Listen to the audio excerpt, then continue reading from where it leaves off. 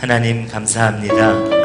오늘도 우리 사랑하는 자녀들 그 작은 입술로 하나님을 찬송할 수 있게 하시고 그 귀를 열어서 주님의 말씀을 들으며 하나님의 성전에서 뛰어놀 수 있게 하심을 감사합니다. 농촌에 있는 한 작은 교회를 많은 분들이 관심 가져주시고 또 이렇게 찾아주시는 분들이 있어서 감사드리고요. 우리가 가지고 있는 이런 새로운 기독 문화 또 우리가 나누는 그런 믿음의 기쁨을 모든 사람들과 더불어 함께 나누는 그런 시간이 됐으면 좋겠습니다. 1952년 양평의 한 작은 시골 마을 군용 천막 아래서 시작된 국수교회는 1967년 5월 많은 성도들의 기도와 헌신으로 첫 번째 성전을 건축했다. 11년이 지난 1976년 5월 지금의 땅 위에 두 번째 성전을 그리고 2005년 5월 지역사회를 섬기는 마음들이 모여 지금의 성전을 건축했다.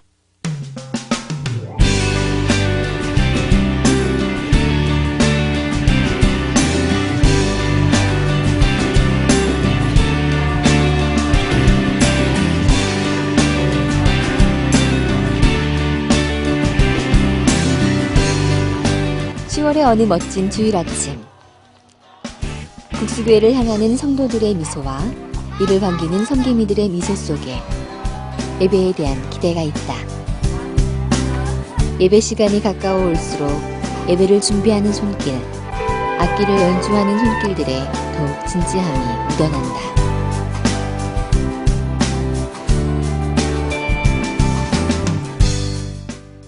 우리는 주일에 한 번 예배드리는 것을 우리가 신앙의 원칙으로 하고 있는데요. 그러나 그 한 번의 예배를 위해서 전 교인들이 다 함께 준비를 하고 또 최선을 다해서 준비한 그것을 가지고 하나님 앞에 더불어 같이 예배할 수 있는 것이 우리 국수교회가 가진 예배의 특징이라고 그렇게 생각합니다. 한 번의 예배지만 그러나 최선을 다하는 예배, 그 예배를 드리기 위해서 목회자와 같은 마음으로 온 교인이 함께 준비하는 예배, 그래서 온 교인이 예배자가 되는 그런 예배를 저희는 만들어가고 있습니다.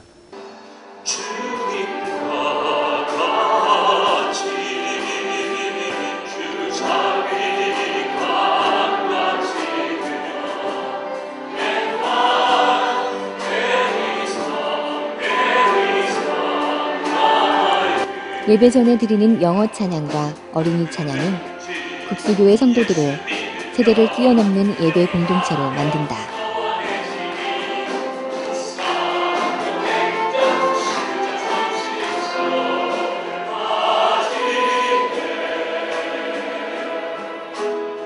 예배가 시작되면 국수교회 성도들은 온 몸으로 신앙을 고백하며 하나가 된다.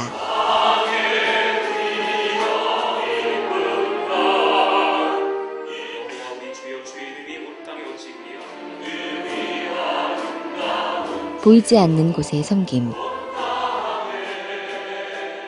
부모와 자녀가 함께 부르는 찬양, 그리고 교회의 모든 성도가 둘러앉아 서로를 바라보며 하나됨으로 하나님께서 기뻐하시는 거룩한 산제사를 드리고 있다.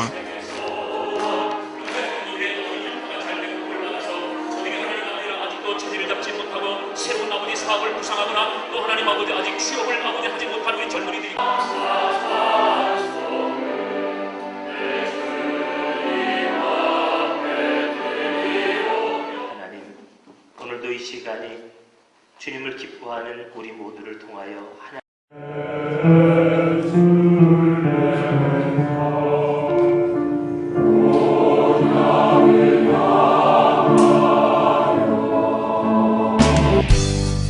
국수교회의 특별 찬양은 매주 새로움으로 예배에 깊이를 더한다.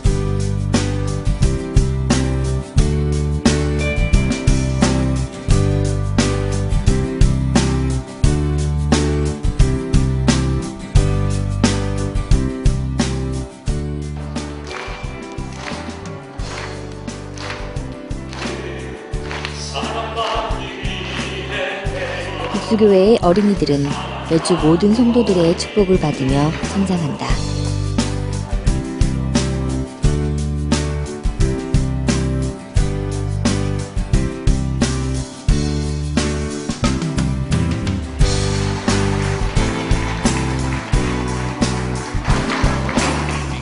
생각할 때 눈에 보이는 것, 또 그리고 지금 내가 아는 것만이 전부라고 생각하는 경우가 있지만, 그러나 우리가 눈에 보이고 알지 못하는 것 속에서도 하나님의 역사는 끊임없이 계속되고 있다고 하는 것입니다.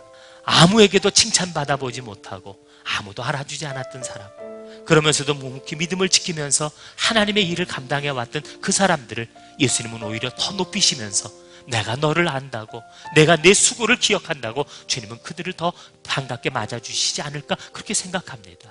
비록 사람들이 내가 하는 일을 주목해 보지 않는다 할지라도 내가 내 믿음을 지키면서 내가 선자리에서 충성을 다하고 내가 작은 일로라도 하나님을 섬기며 살아가는 삶이 된다면, 은밀한 중에 보시는 주님께서는 나를 기억하시고 나를 기뻐하시며 주님 앞에 서는 그날에 나를 높여주실 줄 압니다.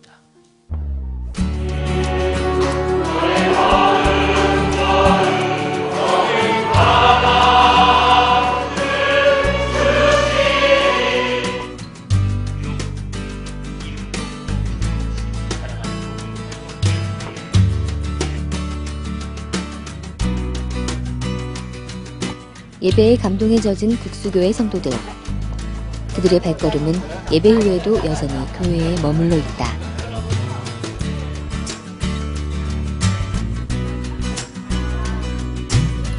교회 아래층은 모든 사람들이 좀 자유롭게 이제 드나들 수 있는 그런 공간을 원했어요. 우리 교회가 이렇게 좀 들어오면 실내 안에 들어왔어도 이게 실내라고 하는 느낌이 잘 안 들고 그냥 바깥에 있는 것과 같은 그런 느낌이 들죠. 그리고 어디든지 둘러오면 이렇게 앉을 수 있는 테이블들을 사방에 좀 늘어놓고 또 와서 차를 마실 수 있도록 항상 이렇게 세팅이 돼 있어서 본인이 원하면 들어와서 같이 교제하고 차 마시고 또 담소 나눌 수 있는 그런 좀 열려진 공간입니다.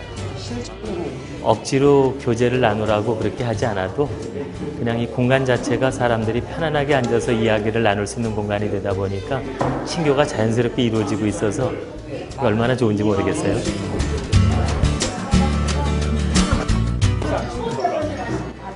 매주일마다 우리 집사님 한 분이 커피를 볶아가지고 그래서 교회를 오세요. 이 커피로 접대를 하기를 원해서 본인이 바리스타를 그 과정을 배우고 또 그래서 직접 집에서 이렇게 볶아 갖고 온 커피를 주일마다 이렇게 갈아서 이제 새로 내린 커피를 교인들한테 제공하거든요. 그래서 이게 또 우리 교인들한테는 큰 행복이고 또 기쁨이죠.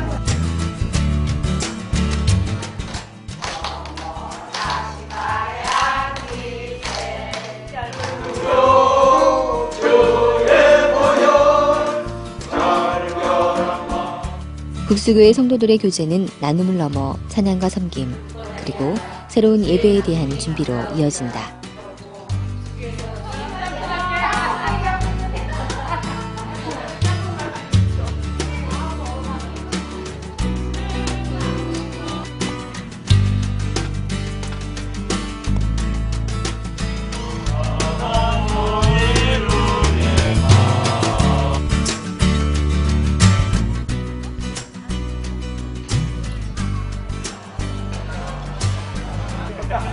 국수교회의 옛 성전을 새롭게 꾸며 만들어진 식당은 국수교회의 주일, 식사교제를 더욱 기쁨으로 이끈다.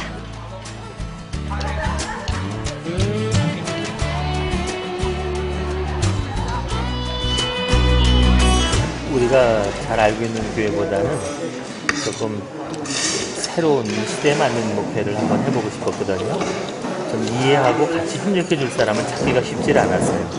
근데 우리 형제들은 늘 만나서 이제 같이 한국교회 문제도 얘기해 왔었고 또 교회가 이랬으면 좋겠다라고 하는 얘기를 많이 나눠왔었기 때문에 이미 사전에 공감대가 형성이 돼 있었거든요. 마음을 정한 게 그래서 형제가 같이 일을 하면 그러면 우리가 같이 꿈꿨던 일들을 좀 이뤄볼 수 있지 않을까 그런 생각에서 저는 좀 성격이 좀 강한 편이고 또 트레이너 같이 훈련시키길 좋아하고 담임 목사님이 또 잘 이렇게 뒤에서 조정해주고 또 감싸주고 해서 그래서 서로 좀 성격은 다르고 또 포지션은 좀 달라도 제각기 자신의 특징을 살려서 그렇게 목회를 할 수 있는 것이 아닌가 생각합니다.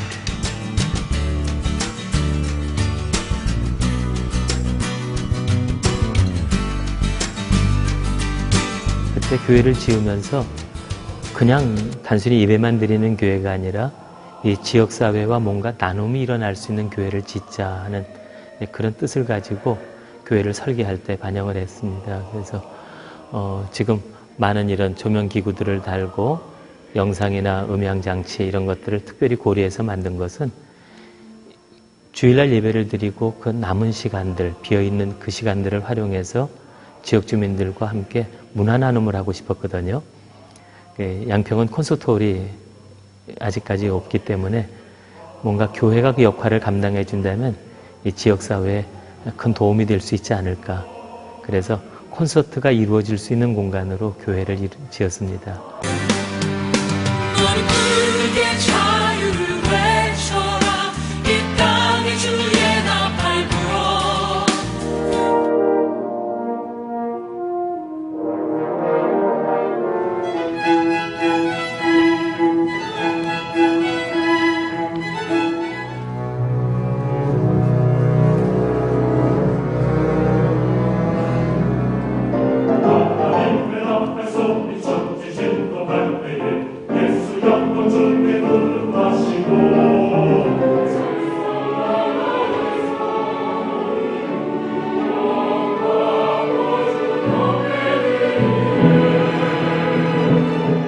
그리고 무엇보다도 이런 교회를 지어서 이 지역사회를 섬길 수 있고 또 교인들이 행복하게 신앙생활할 수 있다고 하는 것이 목회자로서도 큰 기쁨과 보람이 되기도 하고요.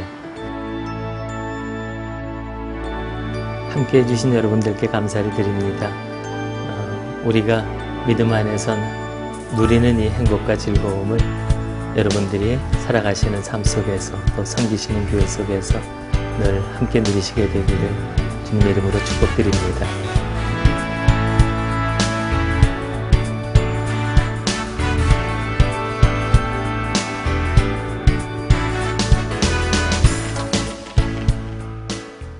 한번 현장에 와서 보시면 제가 그저 많은 얘기하는 것보다 사실은 더 느끼시고 또 생각하시는 게 많을 것 같아서 사실은 한번 그저 언제든지 지나가는 길 있으면 한번 들려주시기를 제가 요청하고요.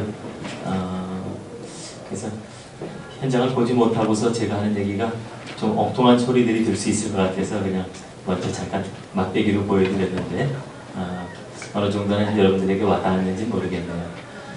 저는 어려서부터 저희 부모님의 그 무모한 열심 때문에 하나님께 바쳐진 사람이거든요. 그래서 제 판단과 생각, 결정도 이루어지기 전에 태어나면서부터 하나님께 그냥 드려져 버렸어요. 그래가지고서 저는 하도 세례 교육을 받아가지고 당연히 그냥 목사하는 것밖에는 저한테는 인생에 다른 선택이 없는 줄 알았어요. 그래서 초등학교, 중학교, 고등학교 쭉 계속 저는 꿈이 뭐냐 그러면 목사라고 얘기를 했고 학교에서도 제 별명은 늘 목사였습니다. 제가 신학교 와서 전도사로 강등된 사람입니다. 그러면서 나름대로는 그래도 받은 은혜도 있고 또 우리 부모님의 열심을 보면서 제가 배운 것이 있기 때문에 목회하겠다라고 하는 그 생각 가지고 참 많은 나름대로 연구를 하고 또 준비를 좀 했었거든요.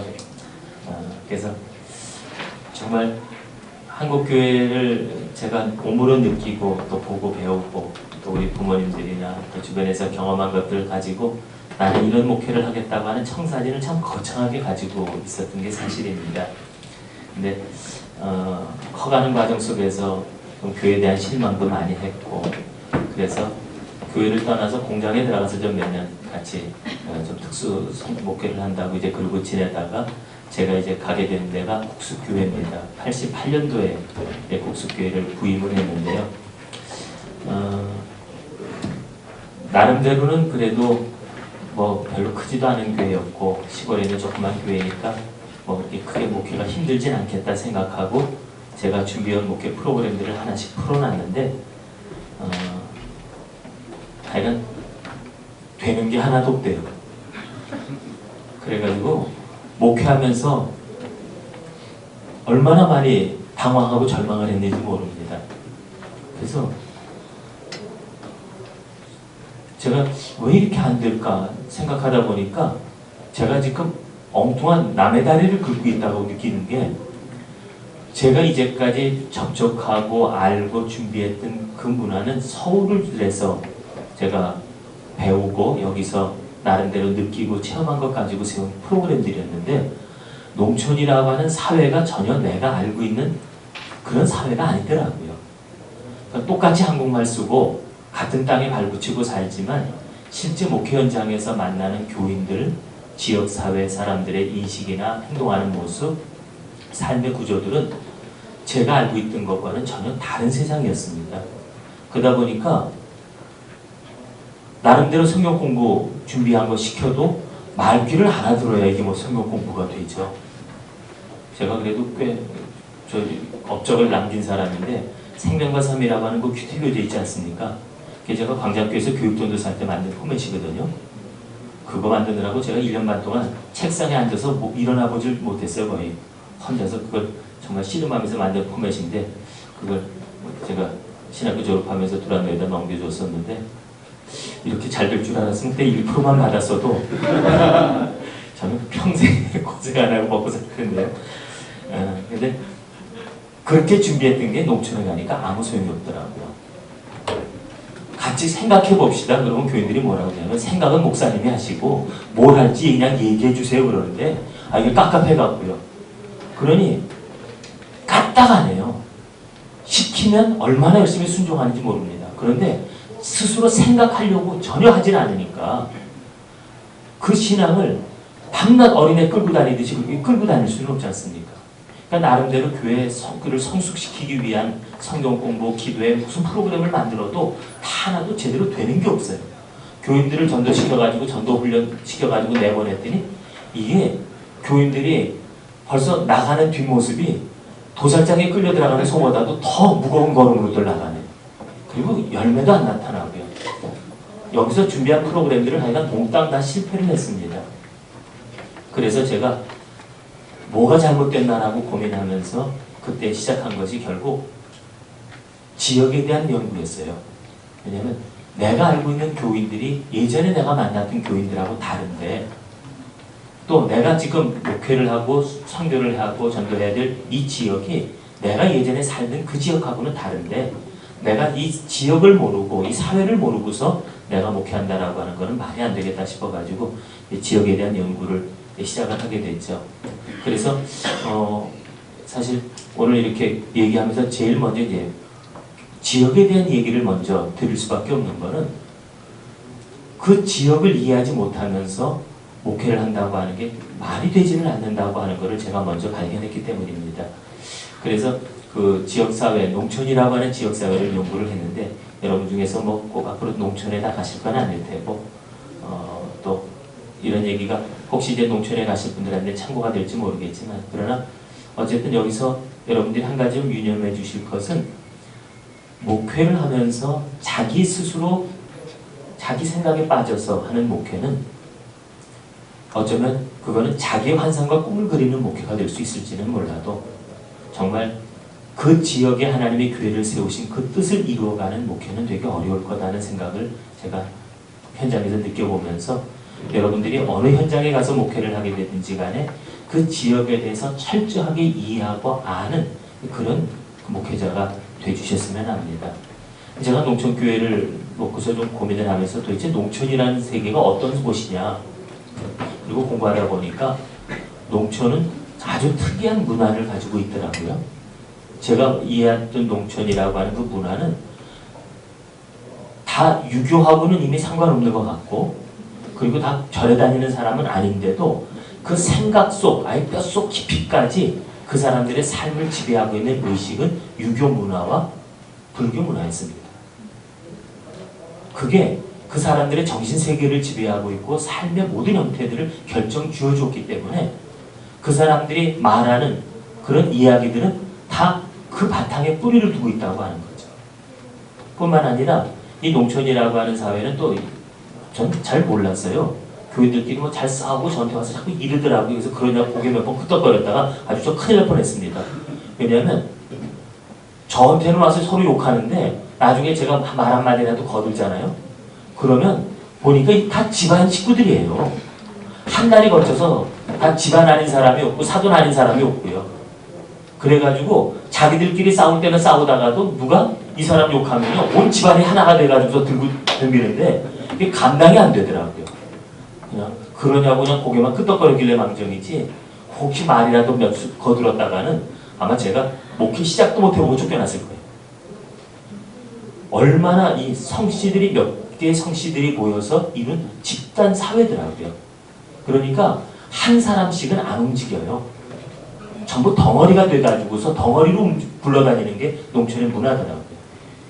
그런데다가 또 농촌에서 한 가지 느꼈던 게 뭐냐면 이 갑자기 산업화가 되고 나라가 발전하는데 좀 소외됐던 지역이 농촌이거든요.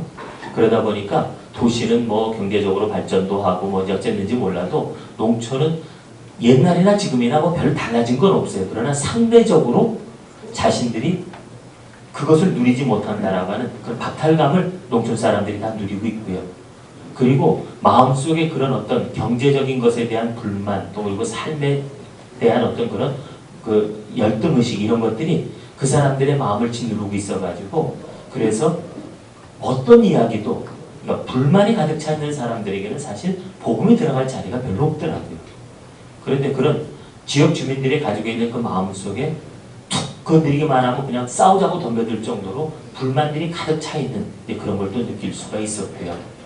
뿐만 아니라 이 사람들 속에 지금 남아있는 게 그 품앗이라고 하는 생활 문화가 남아있었는데 저는 그 품앗이라고 하는 거 그냥 좋은 전통 문화인 줄만 알았더니 이게 얼마나 무서운 거래인지 모릅니다. 내 집 잔치에 오면 자꾸 적어놓고 가고 돈 받을 액수가 있잖아요. 꼭 그대로 들고 갑니다. 내 집에 안 온 사람은 절대 안 갑니다. 그래서 큰일 있을 때 서로 거들어주고 좋은 문화처럼 보이면서도 실제 그 농촌에 남아있는 이 품앗이 문화는 굉장히 그 사회를 뗄래야 뗄 수 없는 그 속에서 떨어져 나오면 더 이상 생존이 불가능할 정도로 어려운 그런 아주 한 덩어리의 사회를 만들어 놓고 있더라고요. 그러니까 도시에서는 서로 옆집 사람이 누군지도 모르잖아요. 한 사람 붙잡고 전도해서 그 사람만 오케이 그러면 되지만요. 시골에서는 아무리 전도해도 다 실컷 고개 끄덕거려 놓고 주일날 나가겠다고 약속했는데 안 나와요. 나올 수가 없는 게 그 집 어느 집에 잔치 있다 그러면 거기 가야 되는 거고요. 어느 집에서 뭐 해야 된다 그러면 거기 가야 되는 거고요. 안 가면 내가 또 문제가 되니까. 그래서 결국은 농촌이라고 하는 사회는 개인적인 선택을 할 수 있는 사회가 아니라 전부 온 동네가 한 덩어리가 돼가지고 지들끼리 그 안에서 지지고 볶고 싸우면서도 결국 온 동네가 한 덩어리로 굴러다니는 그런 집단 사회고 그 사회를 의식을 지배하고 있는 것은 유교라고 하는 문화, 불교 같은 문화들이 그 사회를 지배하고 있는 그런 것들을 볼 수가 있었습니다. 근데 제가 왜 이 지역에 대한 얘기를 먼저 하냐면 농촌 교회가 왜 어려울 수밖에 없느냐라고 하는 게 바로 이런 지역적인 특성하고 같이 맞물려 돌아가기 때문이라고 하는 거죠. 우리가 농촌 사회가 그렇게 집단 사회이기 때문에 거기에 가서 개인적으로 아무리 전도 훈련을 잘 받은 사람이라도 설득시킬 수 있어요. 그리고 예수 믿게 결심까지 시킬 수 있습니다. 그런데 교회로 끌어내지 못해요. 왜냐면 교회 나가면 그 순간부터 야, 너 뭐 교회 다닌다며? 이러고 이제 집안에서 한번 말이 돌면 완전히 그 사람은 제껴버려요. 그러니까 본인이 저도 이제 개인적으로 만난 전도한 사람이 있는데 참 좋아해요. 그리고 고개 끄덕거리고 예수 믿겠다고 해놓고 교회 나가겠다고 약속해놓고도 한 15년 만에 나오더라고요. 왜냐하면 그것을 그 집안이라고 하는 울타리를 떨쳐버리고 교회를 나온다라고 하는 것이 그만큼 어려운 선택이기 때문에 그럴 수밖에 없더라는 거죠. 그러니까 그게 농촌 사회 모습인데 우리 교회가 가지고 있는 그 문화라고 하는 것이 농촌에 가지고 있는 유교적인 배경, 불교적인 그런 어떤 색깔 이런 것과는 아주 이질적인 문화를 가지고 있는 게 기독교라고 하는 거죠. 그러다 보니까 그 사람들이 교회에 대해서 아주 자기들이 삶을 형성하고 있는 그런 사고방식과 또 그리고 살아가는 삶의 구조와는 너무 다른 모습을 가지고 있는 교회에 대해서 접촉하기가 그걸 편안하게 받아들이기가 너무 어려운 형태로 되어 있더라는 겁니다. 알긴 다 알아요. 옛날에 부흥회 때 한번 알아본 사람 없었고 또 그리고 뭐 하여간 어떻게 해서 옛날에 왕년에는 다 한번 왔던 사람들인데 와서 보니까 적응이 안 되는 거예요. 그러다가 교회를 떠나가 버린 사람은 꼭 얘기하면요 나도 왕년에 다녔다는 소리만 하지 그리고서 전부 비판자만 되어 있고 교회에 대해서 뭔가 꼬투리 잡아서 욕하는 것들만 얘기하지 긍정적인 얘기들을 하지 않는 게 그들에게 있어서 교회는 너무나 자신들의 삶과는 다른 문화를 가지고 있는 이질적인 존재, 그런 집단으로 느껴지기 때문이라고 하는 거죠. 그리고 그런 구조 속에서 교회 역시 또 별 볼 일 없는 게 참 이게 어려운 문제입니다. 사실 이런 얘기는 하면 이제 교회 욕이 될 수도 있지만 이 농촌이라고 하는 지역 사회는 사실은 고착되어 있는 사회거든요. 전통적으로 대대로 물려받은 땅에서 농사짓고 이제 살던 사회고 그 지역에서 지도자 역할을 해오던 유지들이 있잖아요. 그런데 그렇게 해서 이 지역 사회의 주류를 이루고 있는 사람들이 있는데 그 사람들은 기독교에 대해서 별로 그렇게 필요성을 못 느끼는 거예요. 왜냐하면 자기들은 너무나 지금 사는 게 별로 아쉽진 않으니까. 그러니까 지역에서 좀 행색계나 한다는 사람은 이미 자기가 지역에서 왕노릇하고 큰 소리 치면서 애먹거리고 돌아다니는데 자기가 괜히 교회 가서 머리 숙이고 있을 이유가 하나도 없다는 거죠. 어떤 사람들이 교회를 나왔느냐? 그 지역사회 속에서 대접받지 못하는 사람들. 그 지역사회 속에서 뭐 너무 가난하다든지 그래서 사람들이 간 집안인데도 서로 챙겨주지 않고 자기에게 모른 척 자꾸 외면하는 사람들. 또 배우지 못해서 자리마다 돌아가고 자꾸 엉뚱한 소리하고 자꾸 문제나 일으키는 사람들. 뭐 이런 그러니까 지역사회에서 이렇게 따돌려 놓은 사람들. 그런 사람들이 주로 교회와 접촉이 됐고 그런 사람들이 교회의 근간을 이루고 있는 뿌리가 되고 있더라는 거죠. 왜냐하면 자기가 한 지역에서 오랫동안 대대로 같이 살아왔는데 집안이 좀 어렵다는 이유로 동네에서 거들떠보지 않고 자기들을 좀 멸시하거든요. 그런데 전도사님이라는 분이 찾아와서 전도하는데 참 천사 같은 얘기 해주고 와서 그냥 뭐 계속 싸들고 와가지고서 계속 찾아와주고 그러니까 얼마나 좋아요. 그러니까 이런 분들이 외로웠던 사람들이 교회 나오고 소외됐던 사람들이 교회 나오고 지역에서 따돌림 받던 사람들이 교회 나온 거예요. 그런 사람들이 교회 나와서 오래 신앙생활 하다 보니까 거기서 집사도 되고 권사 장로가 다 됐거든요. 그러다 보니까 지역에 좀 행색계나 한다는 사람이 어떻게 하다 큰맘 먹고 한번 교회를 가보려고 왔더니 소위 이제 죄송한 표현으로 가짜는 게 장로라고 앞에 서가지고서 오셨냐고 이러는데 기분 나쁜 거예요. 갔더니 자기는 도대체 찬송이 뭔지 성경이 뭔지 하나도 모르는데 무식하다고 자기가 밤낮 거들떠도 보지 않은 사람이 교회에서 권사라고 행세하고 있는데 자기는 거기 가서 벙어리 노릇하고 있고 자기가 안내를 받아야 될 입장이거든요. 기분 안 나쁘겠어요?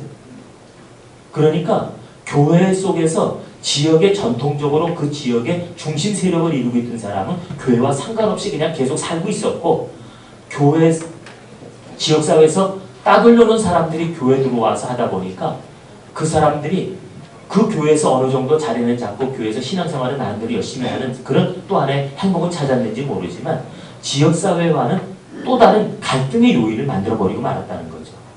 그러니까 이 지역에서 조금 행사하는 사람들이 교회를 오려고 안 하는 거예요. 왜냐하면 내가 그래도 지역에서는 어른인데 내가 왜 교회 가서 저 사람들 밑에서 내가 머리 숙이고 내가 교인 노릇을 해야 되냐는 거죠. 그러니까 교회는 영원히 농촌이라고 하는 지역사회에서는 그냥 변두릴 수밖에 없고 개밥의 도토리 마냥 소외된 집단일 수밖에 없다는 겁니다. 그러니까 전도하기가 얼마나 어려운 배경이 만들어져 있나 하는 것을 우리가 볼 수 있고요. 더더군다나 또 교회가 그렇게 어려운 사람들 한 사람 한 사람 전도해가지고서 교회가 10명, 20명 전도하기가 쉽지 않아요. 또 열심히 좀 전도해서 키워놓으면 또 서울 가버린 사람도 많고요. 그러다 보니까 교회가 성장하기도 어려우니까 자립하기는 게 정말 어렵지 않습니까? 그러니까 목회자 생활비도 대주지 못하는 그런 어려운 교회에서 교회가 무슨 힘이 있겠어요? 그러니까 지역사회에서 볼 때 교회 그러면 그 사람들 모여서 뭐 자기들끼리 뭐 이러는 그리고 지역 중심 세력에서는 교회를 외면해버리고 교회는 아무리 가서 문을 두드리고 접촉해보려고 해도 그 사람들에게 있어서는 배척당할 수밖에 없고요. 교회는 그런 사람들끼리 모여서 자기들이 아무리 부흥회라고 열심히 으쌰으쌰 해봐야 여전히 그 사회에서는 약자일 수밖에 없는 존재들이라는 거죠. 자립도 못하는 교회. 그러니까 지역 사람들이 지나가면서 보고 불쌍히 여겨요. 저 사람들 뭐 하는 짓들이야 이러고 아주 연민의 대상으로 교회를 바라보면서 진짜 이렇게 내려 깔고 보는 이런 게 농촌 사회에 이제 형성되어 있는 기본 베이스입니다. 그렇다고 해서 교회가 그러면 뭔가 그런 문제를 돌파하고 또 농촌이라고 하는 사회가 갖고 있는 문제들에 대해서 무슨 대안이 있느냐. 저도 지금 자립하지 못하는 형편에 뭘 지역사회를 위해서 뭘 하고 뭐 그런 얘기가 가당키 나겠어요. 저 자신 하나도 추스리지 못하는 존재가 뭐 남을 위해서 뭘 한다? 이게 거의 불가능한 얘기거든요. 그러다 보니까 농촌에 가서 개척하고 교회하시는 분들은 죽어라고 고생해도 한 사람 키워놓으면 한 사람 떠나고 키워놓으면 또 떠나고 그리고 어렵게 전도해 나봐야 결국 그저 목회자들은 거기서 그저 고생만 하다가 그렇게 끝나고 또 가면 다음 목회자 와서 또 그 분례를 또 쳇바퀴 돌면서 또 고생하다 끝날 수밖에 없고. 그러니까 제가 갔더니 아주 유명한 격언이 하나 있더라고요. 왜냐하면 농촌교회는 주님 오실 때까지 자립이 안 된다. 농촌교회가 자립한다는 거는 그거는 말이 안 되는 얘기다. 그리고 아주 그게 아주 그 농촌교회 아주 격언처럼 그렇게 돼 있더라고요. 그리고 그게 너무나 당연한 게 되어버린 게 실제 현실이 또 그럴 수밖에 없었고요. 그러니까 농촌교회 가서 목회한다고 하는 게 정말 이런 상황들을 우리가 베이스들을 이해하고 또 그리고 지금 그런 구조가 만들어져 있는 사회 속에 들어가서 교회가 살아나려고 하면 어떻게 해야 될까라고 하는 그 문제에 해답을 찾는다고 하는 것이 이게 얼마나 고민스럽고 또 그리고 그 답을 찾기가 얼마나 어려운 문제인지 모릅니다. 그렇다고 해서 또 농촌 목회자들이 또 모여가지고서 우리가 어떻게 하면 좋겠냐 그리고 기도회 하면서 같이 연구하고 노력하는 그런 분위기냐 그럼 그런 분위기가 아니거든요. 안 돼.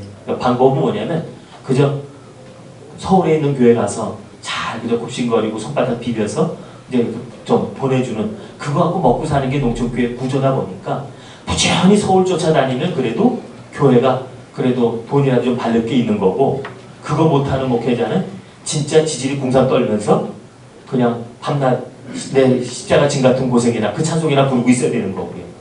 그게 지금 시골교회 현실입니다. 그러니까 저희 교회도 건축하다가 중간에 그만둬가지고요.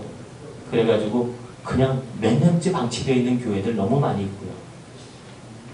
그러니까 목사님들이 하는 주요 업무가 뭐냐?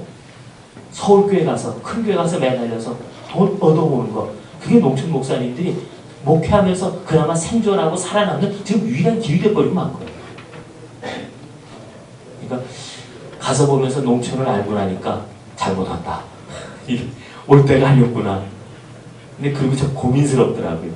그렇다고 해서 목회를 안 할 수는 없으니까 어떻게 해야 되나 그러고 이제 고민하다가 결국 그래도 목회는 해야 되고 그래도 교회가 뭔가 하나님의 소명을 우리가 받았으니까 교회가 그 역할을 감당해야 되려면 어떻게 할까 하는 고민을 하다가 이제 몇 가지 문제점들 속에서 이제 해결책들을 이제 하나씩 찾아내기 시작한 게 뭐냐면 문제가 많다 그러지만 가장 심각한 문제가 뭔가 그랬더니요. 결국은 교인들 스스로의 문제더라고요. 교인들 자신이 이미 패배주의에 빠져 있었어요. 그리고 부정적인 사고방식, 회의 이런 것들이 이미 교인들의 마음을 아주 지배하고 있어가지고 사회 문제보다 더 심각한 거는 그렇게 해결되기 어려운 그런 정말 어려운 농촌교회에서 생활하다 보니까 우리는 안 된다라고 하는 것이 거의 신앙이 되어버렸더라고요. 그리고 믿습니다 소리 잘하지만요. 제가 농촌교회 가서 느낀 거는 정말 우리에게 믿음이 없구나. 그 철저하게 있는 한 가지 믿음 뭐냐면 안 된다는 믿음 하나밖에 없더라고요. 농촌교회는 안 돼. 될 수가 없는 거야. 돼서는 안 돼. 이런 믿음이 돼버렸더라고요. 제가 그래도 명색이 저 서울대 나온 사람인데 제가 농촌교회 가서 이제 그러고 있으니까 선배 목사님들이 저를 만나잖아요. 아주 정말 애정 어린 충고들을 많이 해주셨어요. 그 가장 많이 받은 충고가 뭐냐면 가. 젊은 사람이 여기 왜 와서 이러고 있어? 가. 그 다음에 제가 뭘 좀 해보려고 목사님한테 이제 좀 갖고 가서 이제 의논을 드리면 안 돼. 그거 왕년에 다 해봤는데 안 돼. 괜히 힘 빼지 마. 하여간 제가 선배 목사님들한테 들은 얘기가 딱 두 가지였어요. 안 돼. 가. 선배 목사님들만 그런 게 아니라 교인들한테도 제가 뭘 좀 해봅시다 하고 내거잖아요. 목사님 그냥 부시죠. 그러니까 왕년에다 해봤다는 거예요. 뭐든 안 해봤겠어요, 또 사실. 근데 해봤는데 안 됐다는 거예요. 그러니까 괜히 힘 빼지 말고 또 우리 괜히 괴롭히지 말고 그냥 목사님 그냥 가만히 계세요. 그게 교회가 갖고 있는 현실의 모습들이더라고요. 그래서 문제가 바깥의 문제들로 산재하고 지역사회가 갖고 있는 뭐 특성, 뭐 여러 가지 문제들을 다 얘기할 수 있겠지만 가장 심각하고 먼저 해결될 문제가 뭔가 그랬더니 교인들의 의식구조가 가장 심각한 문제더라고요. 그것부터 어떻게 해결되지 않으면 안 되겠더라고요. 그래서 고민하다가 바깥으로 하는 건 그만두고 우선 그나마 교인된 사람들이 안 된다라고 믿고 있는 저 신앙부터 깨뜨리지 않으면 안 되겠다. 농촌교회는 죽어도 안 된다라고 믿는 그 믿음부터 뭔가 바꾸지 않으면 안 되겠다. 네, 그래가지고 제일 먼저 시작한 게 이제 의식개혁운동이었습니다. 말이 의식개혁운동이지. 예, 저희 양평은 또 아주 특이한 게 좀 있어요. 뭐냐면 더더군다나 수많은 농촌에다가 서울에서 가깝잖아요. 여기 사시는 분들이 양평 그러면 와 호수가 있고 뭐 별장지대. 근데 이게 참 서울에서 보기 그림같이 좋은 거죠. 거기 사는 사람들은 열받아요. 왜냐하면 거기가 법규가 한두 가지가 아니에요. 제가 알고 있기로 아마 17가지인가 법규가 거기 양평을 이렇게 칭칭 동여매고 있어요. 뭐냐면 상수원이기 때문에 상수원 보호지구 일단 그러면요 건축허가고 뭐고 나는 게 없어요. 상수원 보호지구이기 때문에 뭔가 조금이라도 이 환경에 영향을 줄 만한 그런 것들을 배출해야 되는 곳이라면 허가가 일체 나지를 않아요. 그러니까 와서 별장 짓고 살기엔 좋은 곳이에요. 그런데 거기 사는 사람들은 뭐 회사가 하나 있나요? 공장이 하나가 있나요? 그리고 얼마나 집 하나 허가를 내려고 해도 까다로운지요. 거기 와서 6개월 동안 살아야 허가가 나요. 건축허가가. 그러니까 그러니까 5만 가지 법에 다 얽매가지고서 거기는 일체 허가가 나지 않는 그런 지역이다 보니까 교인들의 마음속에 어떤 생각이 있냐면 양평에 사는 것이 행복하다가 아니라 그거는 바깥에 계신 분들이 얼마나 좋으시냐 그러죠. 양평 사는 사람한테 그 소리 했다가는요 얻어 터지기 전에 빨리 돈 내빼는 게 좋습니다. 왜냐면요 우리가 양평 살기 때문에 이 한을 그래서 예전에 한번 대모할 때 무슨 얘기를 하냐면요 농약통을 메고 물에 뛰어들어가겠다고 해요. 우리가 왜 서울놈들 때문에 우리가 이렇게 죽어야 되냐는 거죠. 서울 사시는 분들 많다는 이런 소리에 죄송하지만 그게 양평 사람들이 가슴속에 쌓이는 응어리들이에요. 서울 사람들 물 먹게 하자고 왜 우리는 아무것도 못해야 되느냐. 그런 마음들. 그러니까 삶의 구조 속에서 그 여러 가지 것들이 다 환경도 어려운 데다가 그런 여러 가지 제약을 받고 살다 보니까 그 속에는 불만만 가득하고 부정적인 생각이 가득하고 예수를 믿어도 그 생각이 바뀌질 않는 거예요. 그러다 보니까 목사가 무슨 소리를 해도 뭐라고 그러냐면 해보세요 그래요. 한번 해보세요. 해봤자 안 될 텐데 해보겠다고 그러면 말리진 않을 테니까 그냥 한번 열심히 해보세요. 그게 대답, 당에서 얻을 수 있는 최선의 대답이 그 대답이에요. 그래서 뭔가 이 생각을 바꾸지 않으면 안 되겠다 생각해갖고 제가 이제 소위 그때 이제 말했던 이제 역발상이라고 하는 걸 좀 얘기를 했는데 그게 뭐냐면 뒤집어서 좀 생각해보자. 안 된다라고 그러는데 안 되니까 주님이 우리가 예수님을 믿는 거 아니냐. 우리가 되면 주님 뭐 상관없이 우리가 하면 되지. 될 일을 하는 거면 왜 우리가 예수님 믿고 왜 우리가 신앙생활하는 거냐. 안 되니까 우리에게 주님이 필요한 거 아니냐. 하나님의 능력이 그래서 필요한 거 아니냐. 이제 그렇게 좀 이제 그 사람들이 가지고 있는 생각을 읽고 나니까 그것을 이제 반대로 사람들이 생각할수록 생각을 고치기 위해서 할 수 없이 반대되는 얘기를 할 수밖에 없는 거예요. 그래서 양평에 사는 게 불행하다 그러길래 왜 그러냐. 서울 사람들 얼마나 불쌍한지 한번 생각해봐라. 나 서울 살다 왔는데 하루만 나갔다 오면 아이가 새카매지고 코가 꽉 막히고 그 먼지 맡으면서 살아가는 사람들이 뭐가 좋으냐? 여기는 공기는 시원하지 않냐? 근데 그건 그래요. 시 묻더라고요. 여기 물이 얼마나 좋은데 이 사람들 우리가 쉬하면 그물 받아 먹고 사는 사람들 아니냐? 그러니까 그런 얘기가 이제까지 다 모이면 자기들끼리 농약 내고 그냥 물속에 확 들어가서 같이 자살해버리자 이랬던 사람들이 그래도 서울 사람들 먹는 물이 아니라 우리는 여기서 깨끗한 물 먹고 좋은 공기 마시면서 숨쉬고 살지 않느냐. 서울 사람들은 뭐 밥 10끼 먹고 사냐. 어차피 똑같은 밥 먹고 살고 똑같은 텔레비 보고 사는데 그 사람들 없는 거 우리가 있지 않느냐. 그건 그렇네요. 근데 그건 그렇네요라고 하는 이야기들이 한마디 두 마디 계속되면서 자꾸 그런 얘기들을 반복하다 보니까 나중에 조금씩 다르게 생각하는 법에 대한 훈련을 이제 할 수 있게 됐고요. 그러면서 다른 건 몰라도 목사로서 할 수 있는 얘기가 뭐냐. 정치하는 사람이고 사업하는 사람이고 다 안 된다고 얘기하지만 나는 목사기 때문에 할 수 있는 유일한 한마디가 있다. 우리가 하는 것이 아니라 하나님이 하시는 것이고 성령의 역사가 바로 교회의 본질이다. 안 되기 때문에 우리가 하나님을 믿는 것이고 하나님을 믿는 사람에게 이루어주시는 그 기적을 보고 살아가는 게 바로 우리 믿음이다. 우리가 세상 사람들하고 뭔가 조금은 달라야 되지 않느냐. 그 다른 게 뭐겠느냐. 안 된다라고 말하는 데서 머물러 버리지 말고 안 되니까 해보자. 하나님을 믿는 믿음으로 한번 해보자라고 얘기할 수 있는 게 바로 우리 교회만이 할 수 있는 그런 얘기 아니겠느냐. 이 소리 하는데 몇 년 걸렸습니다. 그래서 목사님 뭐 해보시죠. 뭐 그러던 얘기가 이제 긍정적인 생각으로 바뀌는 데까지 얼마나 많은 시간들이 걸렸는지 모릅니다. 그런데 문제는 남에게 있는 게 아니라 우리 자신들에게 있었더라고요.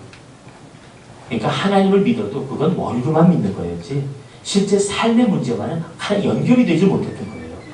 우리가 살아가는 삶 속에서는 그 믿음이라고 하는 게 별 맥을 못 쳤거든요.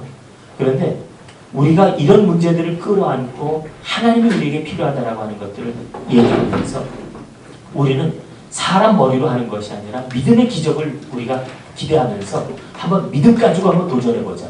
근데 제일 먼저 시작했던 게 뭐냐면요. 공부방을 만드는 거였어요.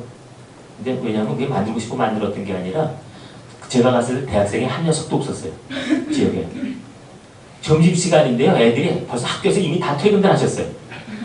교회 앞에 그 조그만 어린이 놀이터가 있는데 다 거기 와 있어요. 애들이. 너희 학교 안 가냐? 그랬더니 에이 재미없어서 나왔어요. 아니 뭔 학교가 재밌다고 가고 재미없으면 나오고 그러는데요. 근데 가방을 턱 들고 가는데 보니까 덜벅덕 소리만 나요. 책은 하나도 없고 도시락 하나만 달랑 들고 갔다 오는 거예요. 그러니 제가 그런 애들 보면서 이거 참 안 되겠다. 그래서 제가 당하면서 이제 제일 처음 내놨던 그 프로젝트가 뭐냐면 공부방 만들겠다.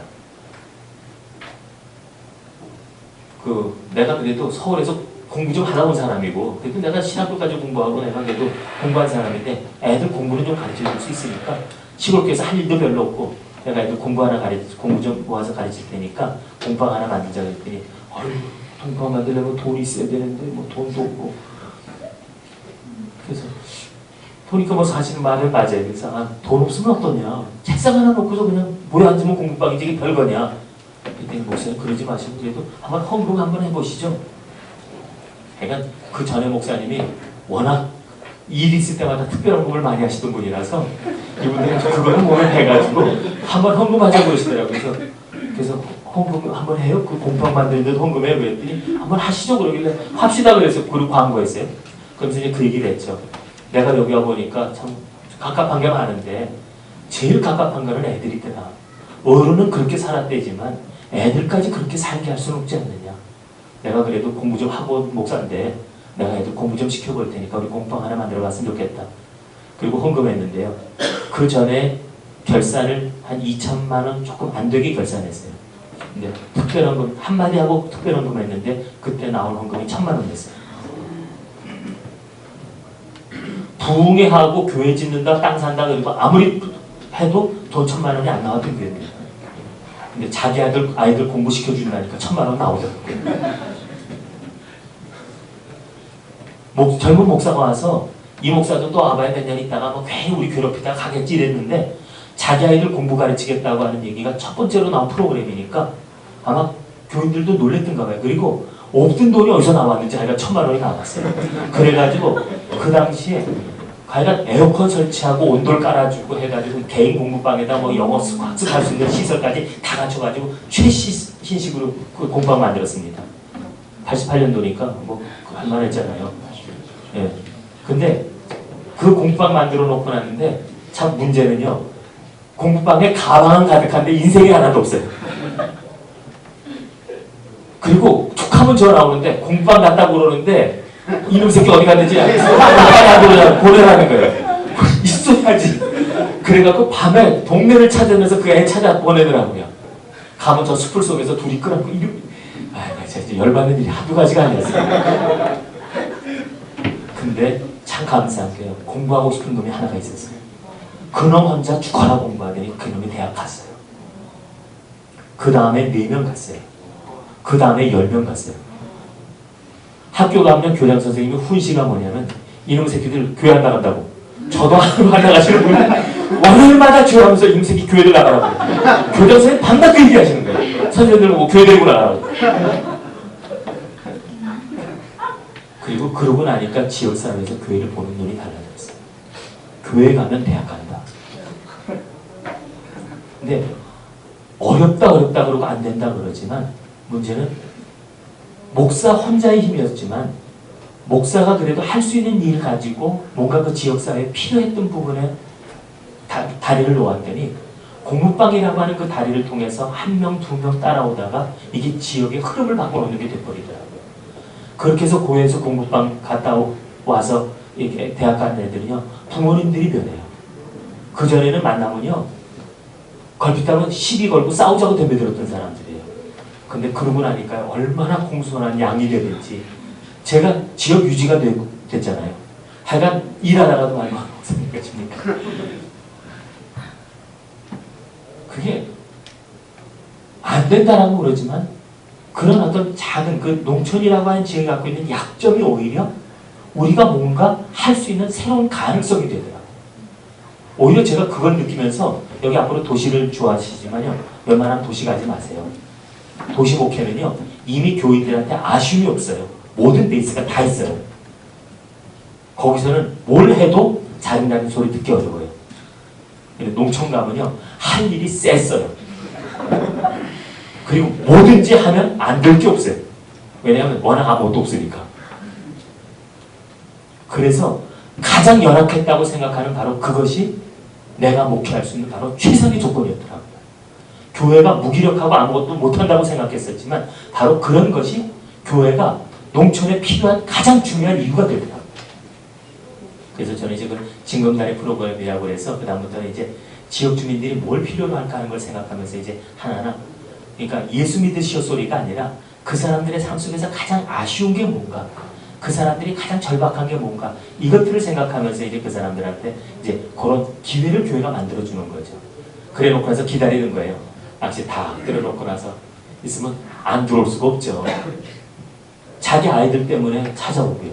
더군다나 이제 그 다음에 저희가 시작했던 프로그램이 이제 애들 악기를 가르치는 일이었는데 처음에는 이제 주부들부터 시작했거든요. 되게 재밌었어요. 이렇게 플룻을 이제 배워서 이제 앙상블을 만들었는데 한 3개월쯤 하니까 삐삐 걸고 피피 걸고 소리를 내더라고요. 그래서 그거를 어설프지만 4명을 뽑아가지고 앙상블을 만들었어요.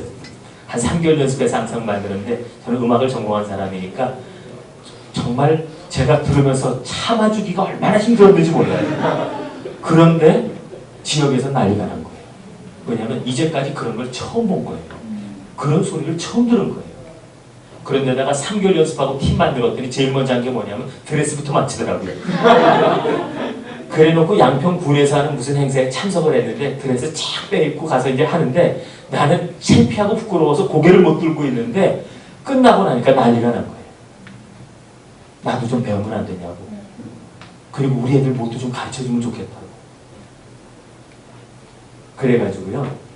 정말 아무것도 없는 농촌이라고 하는 것 때문에 무엇이든지 할 수 있고 조금만 해도 그것이 벌써 지역사회 이슈가 돼버리고 그래가지고 그 다음부터는 부모들이 교회에서 무슨 바이올린 가르친다 그러면 예수 안 믿는 사람이 데리고 와요. 우리 애들 좀 가르쳐 줄 수 없냐고. 보내라고. 그냥 애들 가르쳐요. 그래서 잘하고 교회다 연주시키잖아요. 그럼 주일날 예배 시간에 연주시키죠. 그럼 꽃다발 들고 와요. 1시간 내내 자기 할만 쳐다보고 있어요. 그럼 한 주 왔으니까 끝나려나 그랬더니 계속 와요. 굳이 뭐 전도한다고 애쓰지 않아도 그냥 그들에게서 필요한 것을 교회가 하나둘 그 가려운 데를 긁어주고 그들의 삶 속에서 뭔가 자기들이 아파했던 부분을 교회가 끌어안아 주니까 그들에게 있어서 새로운 교회가 희망이 되어주더라고요. 그래서 그러면서 그 징검다리 프로그램들을 이제 하나씩 이제 만들어가기 시작을 했는데요. 그러면서 이제 교회가 이제 하다 보니까 예전에는 교인들이 무시당하는 사람들이었잖아요. 그랬는데 밤낮 보면요, 그 이제 교인들이지만 지역에 나가면 교회에서 뭐 집사님 권사님들도 밤낮 아무개 엄마 뭐야 이제 이러고 부르거든요. 그런데 이제 지역에서 행사했을 때마다 가서 이제 플룻 들고 가서 참 연주해주고 오잖아요. 얼마나 옆에서 부럽겠어요. 밤낮 아무개 엄마 그러고 우습게 생각했었는데 무대에서 딱 선 모습 보니까 자기와는 격이 다른 사람이죠. 그리고 자기가 가지지 못한 기능을 가진 사람이죠. 그러니까 갑자기 이제까지 지역에서 고개도 별로 못 들고 큰 소리 한번 못 치고 살던 사람들이 갑자기 지역에서 이제 어깨도 피는 사람들이 된 거예요. 그리고서 지역사회에서 대접받는 존재들이 되더라고요. 그래서 그다음부터 교회에서 이제 이런 교인들을 은사훈련들을 시켜가지고서 교인들을 전문가로 훈련을 시켜나가니까 이제까지 무시당하던 사람들이 무시당하는 게 아니라 오히려 지역사회에서 이제는 뭔가 자기 역할을 가진 사람이 되고 그러다 보니까 인정받게 되는 그런 조건으로 바뀌어지는 걸 볼 수가 있었는데요. 교인들이 그렇게 지역사회로부터 인정을 받으니까 교인들 스스로도 행복해하고 자기들이 하는 일에 대해서 더 몰두하고 열심을 내게 되고 심지어는 아이들도요. 하여간 밤낮 집에서 이놈 새끼 그리고 두드려 맞던 애들이 교회 가서 악기를 한번 딱 배우기 시작하면요. 거기다 목숨을 거는 거예요. 그래가지고 학교 가서 공부도 안 해요. 하여간 갔다 오자마자 교회에다 가방 집어던지고 밤늦게까지 악기 연습을 하는데요. 얼마나 더 열심히 하는지요. 그래서 제가 그 애 하나 위해 가지고서 뭐 에어컨 다 틀어주고 마음대로 해라. 그 애들이 해가지고서 대학 가고요. 그래갖고 열심히 하더니 유학도 가고요. 그래서 그 영국의 트리니티 음악학교라고 아주 유명한 음악학교에 있는데 왕립학교하고 그 두 군데 서류를 냈는데 가서 교수 이름 잘못 말해갖고 왕립학교에서는 교수한테 찍혀갖고 쫓겨나고 트리니티 이제 다녔는데 시골에서 자라가지고서 그렇게 나가서 공부까지 유학까지 갔다 올 수 있는 그런 애들이 나타나요. 그러니까 지역사회에서 이제까지 우습게 보던 교회가 또 그리고 교인 그러면 아주 내리 깔고 보던 사람들이 언제부턴가 부러운 존재가 되기 시작하고 교회 가야 우리 애들이 뭔가 좀 얻을 것 같고 그렇게 교회가 바뀌어가면서 교회가 이제 지역사회에 새로운 좀 희망을 줄 수가 있게 됐는데요. 제가 그런 일들을 해나가는 과정에서 교회 목회에 두 가지 이제 원칙을 세우게 됐는데요. 우리 국수교회라고 하는 것에 대해서 얘기를 하면서 두 가지 원칙을 했는데 그 키워드가 뭐냐면요. 하나는 누룩이고 하나는 문화입니다. 누룩이라고 하는 말은 좀 생소하겠지만 그 누룩이라고 하는 얘기가 뭐냐면 우리가 기존에 그 전도라고 그러면 어떻게 생각했냐면 데려다가 이 자리를 채워라. 그게 우리가 생각하는 전도 아니었어요. 그래서 교인 몇 명이냐 그러면 이제 교인 수 가지고서 우리 몇 명이다 그러면 많이 부흥했네 뭐 이렇게 얘기하는 그랬는데 제가 농촌에서 살면서 보니까 한 사람 한 사람 데리고 오려고 하는 게 얼마나 어려워지는지 모르겠어요. 그래서 내가 그 사람들을 끌고 들어오려고 하는 게 아니라 내가 그 사람들이 필요한 거를 들고 그들에게로 찾아가자. 내가 그 사람들에게 가서 그 사람들이 얘기해서 그 사람들이 내 말을 듣고 그 사람들이 나를 목사라고 불러주면 그게 교회 아니냐는 거죠. 뭐 교회가 꼭 울타리 쳐놓고 여기 들어오면 교인 되고 여기 들어와야만 내가 너 봐주고 뭐 그건 아니잖아요. 그 사람들이 안 오면 내가 가면 되지. 그래갖고 그동안 교회 와라가 아니라 지역사회에 필요한 문제들을 가지고 이제 우리가 지역사회 문제들을 이제 찾아가기 시작을 했던 거죠. 그러면서 제가 다음에다가 이제 선포한 게 있습니다. 뭐냐면 그 누룩이라고 하는 얘기가 뭐냐면 우리 그 하나님의 나라는 이와 같으니 하는 그 마태복음 13장 33절 말씀 기억하시죠? 가루 서말 속에 갖다 넣어 전부를 부풀게 한 누룩과 같으니라. 사람들을 교회로 끌어다가 교회를 부흥시키려고 하는 건 한계가 있더라는 거죠. 왜냐하면 온 동네를 다 교회에다 놔 몰아놓고 문 닫고 버릴 수는 없는 거 아니에요. 그리고 교회라고 그렇게 하면 도대체 교회를 얼마큼 크게 지어야 되겠어요. 또 그렇게 해서 전도해서 100% 전도가 다 됐다. 그래도 자꾸 새로 태어난 애들은 자꾸 또 엉뚱한 소리 자꾸 해대거든요. 그러니까 어차피 끊임없이 교회가 교회 안으로 끌어들여서 교회를 키우려고 성장시키려고 하는 거는 한계가 있고 그것을 갖고서는 해결이 안 되더라는 거죠. 그래서 오히려 저는 생각한 게 뭐냐면 교회로 끌어들이려고 하지 말고 교인들이 오히려 교회 지역사회 속으로 들어가서 거기 가서 교인들의 역할을 하자는 거죠. 그래서 그 사람들에게 필요한 것들을 채워주고 그 사람들의 삶의 문제들을 같이 끌어안고 같이 고민하고 같이 해결하고 노력하면서 그냥 그 지역사회 전체를 다 교회로 만들어버리자. 그 생각을 계속 바꿔먹은 거예요. 그래서 제가 생각하는 그 키워드 하나는 누룩입니다. 교인들이 사람들을 교회로 와라 그러고 끌어들이려고 하는 그런 낚시질하는 교회가 아니라 그냥 우리가 누룩이 돼가지고서 그 속에 들어가서 그 지역사회를 하나님의 나라로 바꿔버리면 되는 거니까요. 거기를 교회처럼 만들어버리면 되는 거니까요. 그래서 우리가 교회는 누룩이다 그리고 선포를 했어요. 그래서 교회 당에서 어떤 정책을 얘기했냐면 저희 교회 주변에 그 육계리가 있습니다. 저희가 도곡리라고 하는 마을이 있고 국수 1, 2, 3리, 복포 1, 2, 2리 이렇게 육계리가 있어요. 육계리의 주민이 2,040명이 지금 살고 있는데 근데 육계리를 제가 또 다른 또 동네는 또 이제 교회 다른 교회들이 있으니까 제가 남의 터에다 가서 볼 수는 없잖아요. 그래서 당에서 뭐라고 선포를 했냐면 내년부터도 아니죠. 연말이니까 오늘부터 이 육계리를 국수교회로 선포합니다. 그러니까 국수교회 그래놓고서 뭐 울타리 쳐놓고 우리가 땅 산 거 여기가 국수교회 그게 아니라 이 육계리는 주님이 우리에게 맡겨주신 우리의 영역이다. 우리가 하나님의 나라로 바꿔가야 될 우리의 교회다. 그러니까 육계리는 국수교회로 선포한다. 그리고 육계리에 사는 주민 2,040명 지금 2,040명 됐을 때 2,000명 좀 안 됐는데 2,000명 주민은 국수교회 교인으로 취급한다. 그랬어요.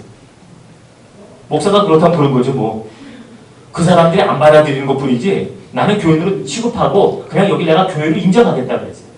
그래놓고 나서 그 다음부터 모든 정책을 어떻게 하냐면 우리끼리 하는 거는 가급적 최소한 하고 가급적 안 해도 좋고 모든 프로그램은 이 지역의 요 6개리에 사는 사람들 2,000명에게 어떤 유익이 있고 이 사람들에게 어떻게 도움을 줄 수 있나 그걸 생각해서 프로그램을 만든다. 그래서 이제까지 기존에 하던 교회 프로그램을 다 버려버렸어요. 밤낮 교회가 우리가 했던 일이 뭡니까? 우리끼리 모여서 기도해야 하고 우리끼리 모여서 성경 공부하고 우리끼리 전도 훈련했다가 아무도 못 데리고 오고 밤낮 우리끼리 끝나버렸잖아요. 우리끼리 친교하고 우리끼리 밤낮 행복하고 좋고 그래서 우리끼리가 아니라 이제부터 하는 모든 프로그램은 앞으로는 이 지역사회 전체를 위한 프로그램이고 모든 일은 이 사람들이 다 혜택을 받아야 될 그런 일들을 하겠다. 그렇게 해서 정책을 바꿔버렸어요. 그랬더니요. 하루아침에 교인이 2,000명이 되대요. 저만큼 빨리 교회 봉시킨 사람 있으면 나와보라고 그래요. 그러다가 조금 이제 하다 보니까 요 사업은 좀 큰 사업이 있어요. 그거는 6개리에 있는 주민만 갖고는 안 되고 이 사업은 조금 여러 사람들한테 도움을 줄 수 있는 프로그램이다 그러면 아예 신문 전단을 한 10,000장 찍어가지고 양평 분회장 전체에다 다 뿌려버립니다. 그러면요 양평에 사는 인구 10만 명이 전부 재교인이에요. 그러니까 교회라고 하는 걸 생각을 우리가 스스로 울타리를 쳐놓고 우리가 갇혀 있었던 거지. 그리고 거기다 끌어들여 놓고서 그것만 우리 교회고 우리 교인이라고 생각했던 거지. 내가 울타리를 탁 털어버리니까 내 눈에 보이는 게 다 내 교회고 내 눈에 보이는 사람들이 다 내 교인들이더라고요. 그래서 작은 프로그램은 2,000명 대상으로 큰 프로그램은 양평 국민 전체 10만 명 대상으로 그리고 지금 또 요즘은 또 간이 보가지고 제가 무슨 생각하냐면 대한민국을 통으로 다 먹겠다. 왜냐면 제가 하는 프로그램과 제가 뭔가 만들었던 좋은 교회 어떤 새로운 아이디어, 목회가 지금 다른 목사님들이 와서 공부를 하시거든요. 저희 교회에서 제가 하는 주요 업무 가운데 하나가 목사님들 만나서 설명해 드리는 거예요. 한 번은요 휴일이라고 제가 좀 쉬겠다고 다른 일을 다 제꼈어요. 일부러 제끼고서 오늘은 하루는 내가 좀 일을 악물고 쉬어야 되겠다 그랬는데 새벽부터 손님이 오시더라고요. 뭐가 와서 기웃기웃거리고 다니시길 여러분 사람들이 왔길래 어디서 오셨냐고 했더니 저기 뭐 저 지방에서 오신 목사님들이 근데 모른 척할 수가 없잖아요. 그래서 어떻게 알고 오셨냐고 무슨 뭐 설명하다 보니까 2시간 지나고 근데 얘기하고 있는데 또 한 팀이 또 들어오대요. 그날 6팀이 다녀갔어요. 저 끝나고 나니까 11시였습니다. 근데 제 생각 속에 뭐냐면 이것도 내 목회라는 거예요. 뭔가 내가 시작했던 일이 한국 교회에 도움을 줄 수 있고 한국 사회를 변화시킬 수 있는 일이라면 이것도 내 목회고 내 목회 영역은 지금 양평이고 10만 명이 아니라 전국에까지 뻗칠 수 있는 또 새로운 뭔가 새로운 아이디어를 줄 수 있는 내 목회 영역이 되는 거 아니냐.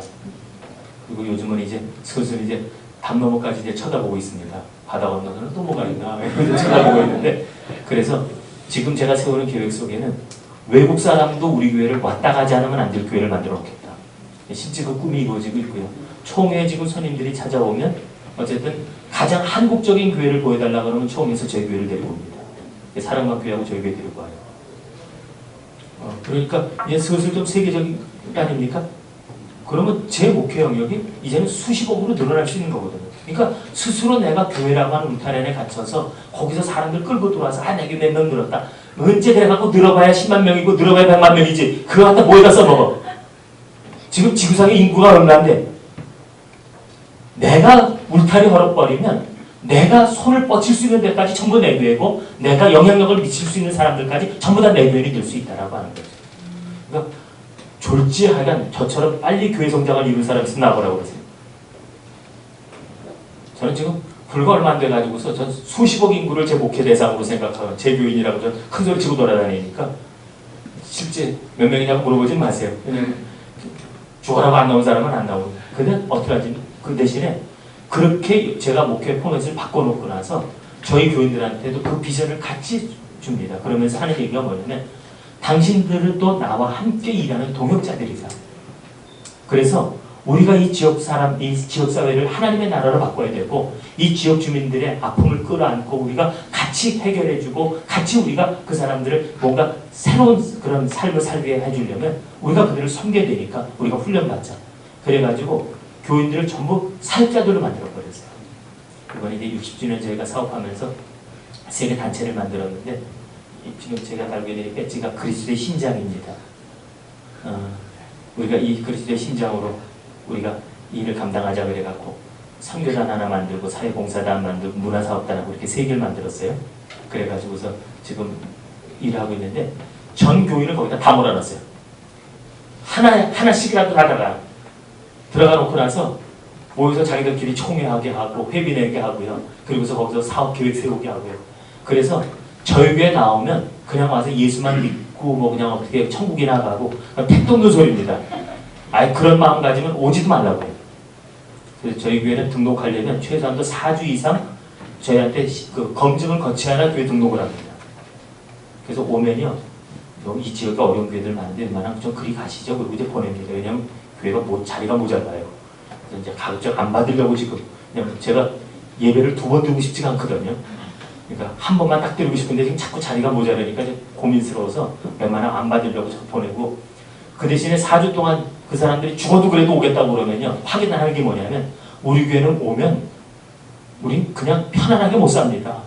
우리 교회는 오면 할 일이 무지하게 많고 오면 죽어라고 일해야 됩니다. 그래도 오겠습니까? 그래서 그러겠다고 하면 이제 검증해가지고서 교회 등록을 시켜요.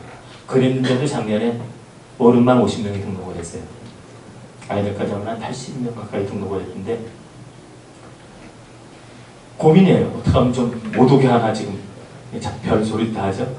근데 왜냐하면 저는 교회에 들어와서 같이 일하는 사람들은 그냥 예수 믿는 교인이 아니라 그 사람들은 저와 함께 하나님의 나라를 위해서 일하는 동역자들이고 그들이 위해서 일해야 될 진정한 대상은 울타리 안에 있는 사람들이 아니라 교회 울타리 밖에 있는 바로 이 세상이라고 하는 거죠. 그게 바로 우리 교회가 지금 가지고 있는 또 하나의 교회관입니다. 그리고 또 하나는 저희가 이제 문화라고 하는 거를 저희가 또 다른 하나의 키워드로 지금 얘기를 하는데 문화라고 하는 걸 얘기하는 거는요. 제가 농촌교회에 있다 보니까 그 농촌교회가 갖고 있는 문제가 그 유교 문화, 불교 문화, 또 그 사람들이 지금 살고 있는 생활 문화, 그게 굉장히 소비적이고 향락적인 문화들이거든요. 굉장히 비생산적이에요. 심지어는 교회마저도 얼마나 비생산적인 구조를 가지고 있는지 모릅니다. 교인들이 정말 그 어렵게 번 돈을 가지고 헌금하잖아요. 1년 동안 톡톡 다 털어먹어버리잖아요. 뭔가 그리고 밤낮 모든 에너지는 교회 안에서 다 끝나버리고 말아요. 밤낮 우리끼리 모여서 그냥 북치고 장구치고 으쌰으쌰 그러다가 다 거기서 끝나버리고 말지. 정말 일반 사회인들 같으면요. 돈을 요만큼 투자했으면 내가 얼마큼 거둬들일까를 생각해서 생산적인 일에 투자하지 소비적인 일이 하나거든요. 근데 교회조차도 굉장히 소모적인 교회라고 하는 거죠. 그래서 우리가 가지고 있는 이 문화들을 전부 좀 바꿀 필요가 있다는 생각을 제가 하면서 우리가 또 다른 하나의 키워드로 얘기하는 거는 누룩과 같은 교회, 그 다음에 문화를 가지고 선교하는 교회, 새로운 문화를 만들어가는 교회입니다. 그래서 저희 교회 탁 들어오시면 제일 먼저 현관에서부터 만나는 글자가 새로운 기독 문화를 만드는 교회. 그러니까 예수 믿느라고 지쳐서는 안 된다는 거죠. 교회 다니느라고 힘들어서는 안 된다는 거예요. 근데 여러분 그렇지 않으세요? 이게 저희 교회가 아까 나왔지만 일주일에 예배 전에 한 번밖에 안 드립니다. 주일날 아침 예배만 딱 드리면 그만이에요. 근데 그 이유는 제가 게을러서 그런 게 첫 번째고 또 제가 설교를 도대체 얼만큼 준비나 잘할지 모르겠어요. 끝도 뭐 수도꼭지도 아닌데 그냥 돌아서면 예배고 돌아서면 예배고 그냥 한 번은 밥 먹으러 오라고 해서 덜레덜레 아침에 갔거든요. 한 20여 명이 모여 앉아있어요. 왜 그러냐 그랬더니 뭐 집안에 무슨 날이래요. 그러면서 이제 예배 드리겠다고 성의책 놓고 앉아있는 거예요. 그럼 미리 얘기를 하지. 그래서 설교 준비를 해갈 거 아니에요. 밥 먹으러 오래서 밥 먹으러 빈손으로 갔는데 예배 드리자고 그러고 앉아있으니 또 목사가 또 기다리시라고 그러고 가서 1시간 동안 설교 준비하고 있었잖아요. 뭐 목사는 그냥 탁 틀면 물 쫙 쏟아지는 줄 아나 봐요. 근데 돌아서면 예배고 돌아서면 예배고 그런데요. 내가 힘들어 못 살겠어요.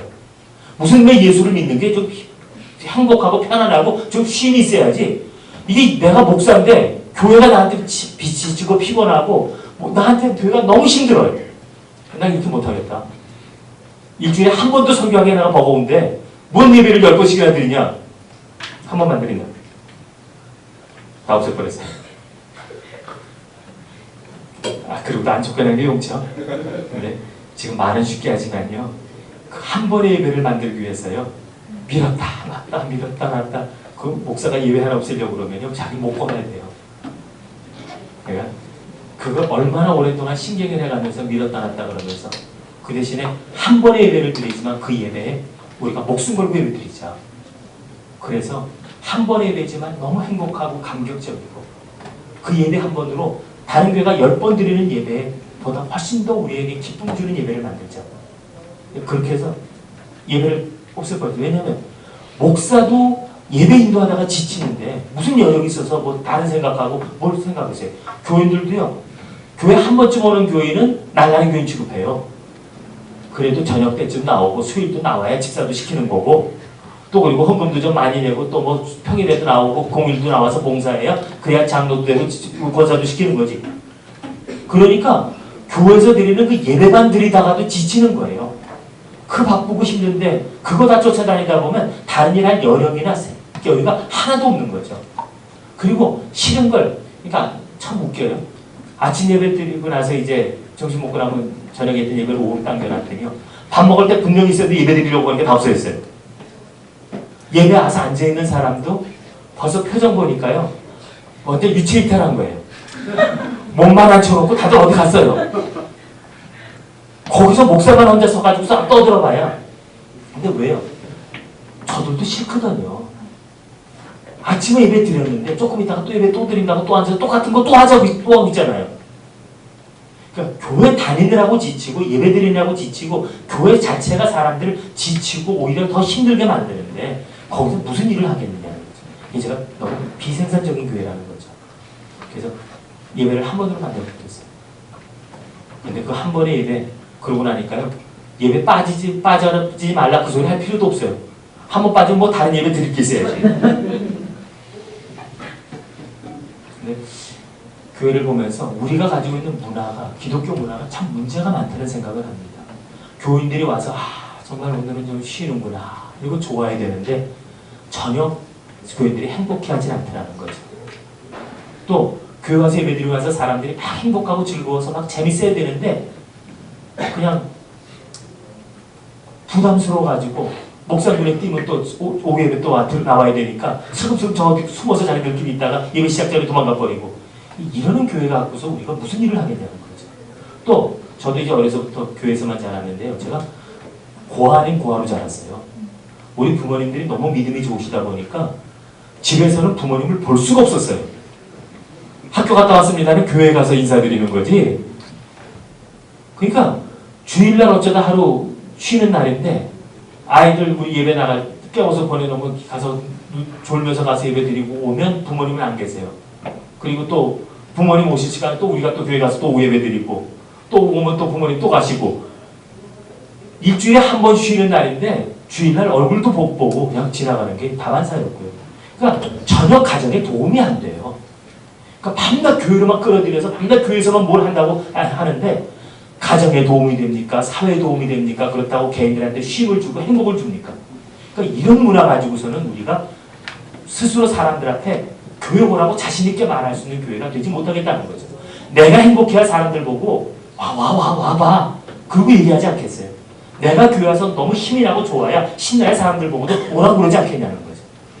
그래서 우리 안에서 뭔가 소모적이고 뭔가 너무 형식적인 그런 틀에 박혀있는 그런 교회가 아니라 정말 우리 스스로가 모두가 행복하고 기쁨이 있고 그리고 정말 교회가 그리워지고 오고 싶은 그런 교회를 만들자. 그래서 새로운 기도 문화를 만들자라고 하는 이제 그런 이제 모토를 이제 내걸게 된 겁니다. 그래서 저희가 이제 이런 문제를 가지고서 이제 연구들을 하면서 기존에 갖고 있는 교회 시스템들을 점검해 보니까 그게 쓸만한 게 없더라고요. 그래서 교인들하고 공개 토론을 참 많이 했어요. 그래서 이 문제에 대해서 어떻게 생각하냐. 솔직히 얘기하자. 난 목사지만 내가 먼저 얘기하면 난 목사인데도 내가 이런 게 참 부담스럽고 난 이런 게 참 왜 내가 왜 해야 되는지 모르면서 지금 하고 있다. 이거 이제 얘기 꺼내놓고 교인들한테 얘기시키면요. 그래도 뭐 이러는 사람도 있고 아이 뭐 그래도가 뭐냐고 이제 뭐 맞는 소리라고 이러고 내가 교인들끼리 싸움 붙여놓고 나는 뒤에서 가만히 구경하다가 교인들이 결국 싸움 붙여놓고 나서 보면 결국 하는 얘기들은 뭐냐면 정말 이제까지 신앙생활 한다고 했지만 너무 피곤하고 힘들게 신앙생활 했고 내가 지금 왜 예수를 믿는지 방향 목적을 잃어버렸다는 거예요. 그래서 그럼 우리가 원하는 교회가 뭐냐? 우리가 원하는 진정한 신앙생활이 뭐냐? 그걸 교인들하고 함께 만들면서 하나하나의 교회 모양을 바꾸기 시작을 했습니다. 그러다 보니까 지금 저희 교회는 기존 교회가 하고 있는 프로그램들을 거의 다 포기를 했어요. 그 대신에 다른 교회가 하고 있지 않는 프로그램들을 도입을 해서 이제 그걸 하는데요. 저희가 하는 건 뭐냐면 교인들을 갖다가 그렇다고 해서 교인들이 자기가 하고 싶은 거 하라고 해가지고서 뭐 놀고 먹고 그러자는 얘기 안 하더라고요.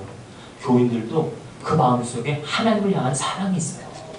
그리고 정말 진정한 예배를 드리고 싶은 갈망이 있더라고요. 그런 것들을 목사한테 요구하기 시작을 하더라고요. 목사님 이렇게 말고요. 진짜 교회가 이랬으면 좋겠어요. 목사님은 이런 분이었으면 좋겠어요. 우리가 예배는 이렇게 드렸으면 좋겠어요. 그런 얘기를 교인들이 하더라고요. 그래서 그 다음부터는 저희가 드리는 예배를 교인들하고 함께 만드는 예배를 드리기 시작을 합니다. 그래서 저희 교회 보면 재밌는 게 많아요. 이제 아까도 영상을 잠깐 보셨지만요. 보통 찬양대 하잖아요. 저희 교회는 찬양대도 이 2주일에 한 번씩만 세웁니다. 그것도 잘 연습했을 때 하는 얘기고요. 왜냐하면 악보 들고 찬양하면 찬양 안 시켜요. 한 번 찬양하더라도 하나님께 우리가 드리는 찬양인데 어설프게 연습해가지고 찬양한다고 하니까 하나님 앞에 할 수 없는 거 아니냐. 그래서 악보 외고 그리고 나서 최선을 다해서 연습해서 더 이상 못할 만큼 연습하고 나서 찬양을 사랑합니다. 네, 그럽니다. 그래서 시골 교회들이야 배운 사람들도 없고요. 악보도 못 봐요. 그러면 귀로 듣고 외워서라도 악보 외라는 거예요. 그래가지고서 지휘자하고 같이 정말 일사불란하게 움직일 수 있을 만큼 연습시켜가지고서 찬양대 세웁니다. 그러니까 우리가 찬양을 하나 하더라도 정말 형식적으로 드리는 게 아니라 하나님 앞에 드리기 위해서 그런 찬양을 우리가 드리자 그러고 교인들과 같이 그게 우리 신앙운동이 돼버린 거예요. 그리고 교인들이 여자분들이 또 월십 댄스를 그렇게 또 원하시더라고요. 하자고 그래서 또 팀을 하나 만들어 드렸어요. 지금 그 팀이 벌써 10년이 넘어 12년째예요. 거의 지금 프로팀입니다. 12년 전에 애기 엄마들 모아서 시작했는데 그 애들이 지금 다 대학 가고 군대 가고 다 그랬어요. 그런데 지금도 그 10년 동안 계속 모여서 연습해서 한 달에 한 번씩 그 팀이 찬양을 합니다. 근데 몸이 굳어지니까요. 하기 전에 스트레칭을 시키는데요. 죽어요, 그냥. 막 찢고 누르고 그래가지고서요. 그렇게 스트레칭 시키고서 하는데도 보면요. 그 연습하는데 그냥 하는 척 하는 게 아니고요. 그 순환절 같은 때 그 예수님의 그 십자가 고난 같은 거 찬양할 때 보면요. 진짜 잡아서 집어 던져요. 그냥 가서 꽝꽝 하고 떨어지는데 보면요. 끝나고 나면 다, 그러니까 파스 늘 붙이고 다니고. 그런데 그렇게 한 달 동안 죽어라고 울면서 연습해가지고 찬양하거든요. 찬양하면서 자기들이 울어요. 자기들이 감격해가지고요. 그러니까 우리가 하나님 앞에 교인들에게 정말 예배드리고 싶은 그 마음을 예배 드릴 수 있도록 만들어주는 새로운 뭔가를 만들면 되는데 우리가 너무 형식적인 예배만 반복하고 그냥 그 예배 드릴 그 자체만 강조했지 정말 예배를 예배답게 만들려고 하는 일을 우리가 해오지 않았었다는 거죠. 그러니까 지금 그 찬양단 벌써 10년 넘게 그렇게 자기들이 매달 한 곡씩 연습해서 해봤고 또 1년, 2년에 모아서 또 발표도 한번 하고요. 그러면서 하는데 지금은 웬만한 프로틴 뺨칠만큼 그렇게 정말들 잘합니다. 그리고 아이들 악기 어릴 유치원 때부터 가르친 애들이 커가지고 지금 오케스트라를 하나 만들었고요. 그 애들이 예배 시간에 반주하는데 서울 사람들이 왔다가 기겁을 하죠. 시골 교회인데 보니까 와 교회가 뭐 이게도 지금 버젓한 교회가 있냐 그러고 들어왔는데 겉에서 본 거 문제가 아니죠. 딱 들어왔는데 갑자기 조명이 그냥 서치라이트가 그냥 쫙 비치지 그 가운데서 오케스트라 애들이 연주하고 있지 초등학생들이 앉아갖고 반주한다고 봉사하고 있는 그런 모습 보면요. 서울에서 왔던 교인들이 충격을 받죠. 시골 교회인 줄 알았더니 뭐 이런 교회가 다 있네요. 근데 그렇게 해서 같이 예배를 드리고 우리가 정말 하나님이 원하시는 진정한 예배를 드리고 우리가 정말 드리면서 우리 스스로가 행복하고 감격할 수 있는 그런 예배를 만들자. 그래서 우리가 지금 같이 새로운 예배를 만들어가는 그런 운동을 지금 해나가고 있습니다. 그리고 교인들도 이제 찬양을 시키거든요. 팀이 지금 19개 팀이 있는데 19개 팀이 돌아가면서 이제 한 번씩 한 달에 한 번씩 그 팀에게 찬양을 맡겨요. 찬양대회에서 매주 안 세우니까 찬양대 맡기면요. 그 19개월 만에 한 번 돌아오는 거예요. 그걸 하겠다고 연습을 하는 겁니다. 그리고 저희는 10시 내리고 나서 이제 11시 좀 넘으면 끝나거든요. 1시간 동안 그 소그룹 모임들을 가세요. 분별 모임을 가는데 그때 다음 찬양을 위해서 자기들이 준비하는 거예요. 남성교회 팀은 뭐 클라리넷을 클라리넷을 배우겠다고 선생님을 모셔다가 연습을 시작했어요. 19개월이면 될 줄 알았죠. 근데 안 됐어요. 그래가지고서 한 몇 달 앞에 놓고서는 도무지 가능성이 없는지 찬양을 준비해서 그냥 하더니 그걸 2번을 걸쳐갖고서 그러니까 거의 3년 만에 3년 동안 준비해갖고 한번 찬양한 거예요. 잘하지는 못했어요. 소 키우던 사람 이 둔한 손 가지고 그 클라리넷 불더니 나이 50 넘은 사람들이 돼요. 삑삑거리는 소리도 나고 그랬는데 그 연습하는 과정들을 교회들이 다 봐왔잖아요.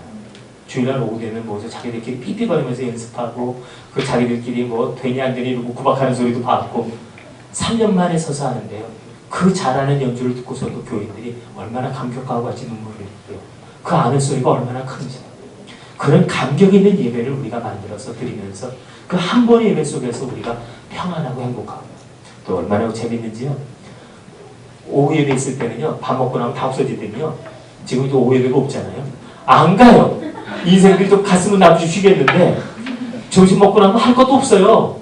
그런데도 안 가요. 그럼 4시, 5시까지 앉아가고 뭐 구석구석에 앉아서 기꺼이 잘 얘기하고 좀 가라고. 오후 되면 제가 하는 일이 뭐냐면 주일 오후는 가족과 함께 가! 그래갖고 막 쫓아내요. 하여간 교회에 왔다고 쫓아내는 목사는 아마 그렇게 많지 않을까요? 집으로 가라고. 하여간 교회를 다 쫓아보내버립니다. 근데 그렇게 교회를 머물고 싶어 해요. 부담이 없으니까 그렇게 있더라고요. 그래서 정말 교인들이 원하는 게 뭐고 그들의 신앙을 어떻게 표현할 수 있게 해주고 하는 것 그거를 우리가 정말 우리가 새로 고민하면서 새로운 예배를 만들어내고 새로운 신앙생활의 폼을 우리가 만들 필요가 있지 않느냐는 거죠. 그래서 우리가 만드는 이 예배 문화를 새롭게 만들자고 하는 운동을 하고요. 또 하나는 예배 문화에서 최고의 또 결정적인 거는 찬양이거든요. 그 찬양이 저희는 이제 예배 시간에 전반부를 한 30분 동안 찬양하면서 다 이루어지는데 그 찬양 그 자체가 벌써 우리들에게는 그냥 언제나 예배거든요. 그 찬양 드릴 때 그 어린 꼬마들부터 다 앉아서 이제 악기 반주를 하거든요. 보통 초등학생들은요, 예배 시간에 앉혀만 놔도 몸이 뒤틀릴 텐데, 그 애들이 우리 교회에서는 봉사자들이에요. 어려서부터 악기를 배워가지고서 어느 정도 실력이 되면 이제 그 팀에 합류시키는데, 그 팀에 들어가는 걸 얼마나 영광스럽게 생각하는지 모릅니다. 초등학교 꼬마애들이 앉아서 예배 시간에 어른들을 위해서 반주자로 봉사를 해요. 그 애들은 예배 드리는 자세가 얼마나 진지한지 모릅니다.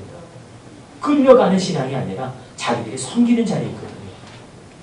그리고 그렇게 해서 오케스트라가 찬양하죠. 찬양대도 악보 안 외지 못하면 찬양대 세우지도 않죠.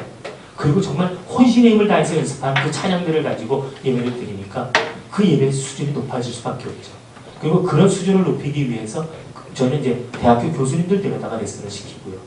전문가들 데려다 아이들을 가르치거든요. 그래서 시골 교회지만 최고의 교육을 받게 하고 최고의 재원을 만들어서 그 아이들을 키워서 그들로 하여금 교회가 크게 합니다. 교인들을 훈련시켜서 전문가를 만들어서 그들로 교회를 봉사하게 합니다. 그게 저희 교회가 지금 추구하는 또 하나의 그 문화운동입니다. 그리고 또 하나는요, 그렇게 해서 교회 예배가 달라질 뿐만 아니라 그렇게 애들이 팀이 만들어지니까 지역 오케스트라를 또 운영을 하고 있는데, 그 지역 오케스트라가 얼마나 그 지역에 있는 사람들한테 그게 선망의 대상이 됐어요. 그러니까 악기를 배우겠다고 오는 사람들이 참 많아지고요. 또 그리고 제가 아이들에게 악기를 가르치면서 이제 그 애들한테 좋은 연주를 들려주고 싶었어요. 왜냐면 아이들이 자꾸 하다 보면 지겹잖아요, 연습이. 그러니까 자꾸 꿈을 잃어버리니까 세계에서 최고로 잘하는 사람들을 데려다가 얘들한테 그 연주를 들려주고 싶은 거예요. 애들이 그런 연주를 들으면, 야, 이 악기에서 이런 소리가 나는구나. 그러면 애들이 도전을 받고 또 열심을 내거든요. 또 약발이 떨어질 때쯤 하면 또 데려다가 또 들려주고요. 그래서 지금 1년이면 저희들이 한 30회 가까운 콘서트를 합니다.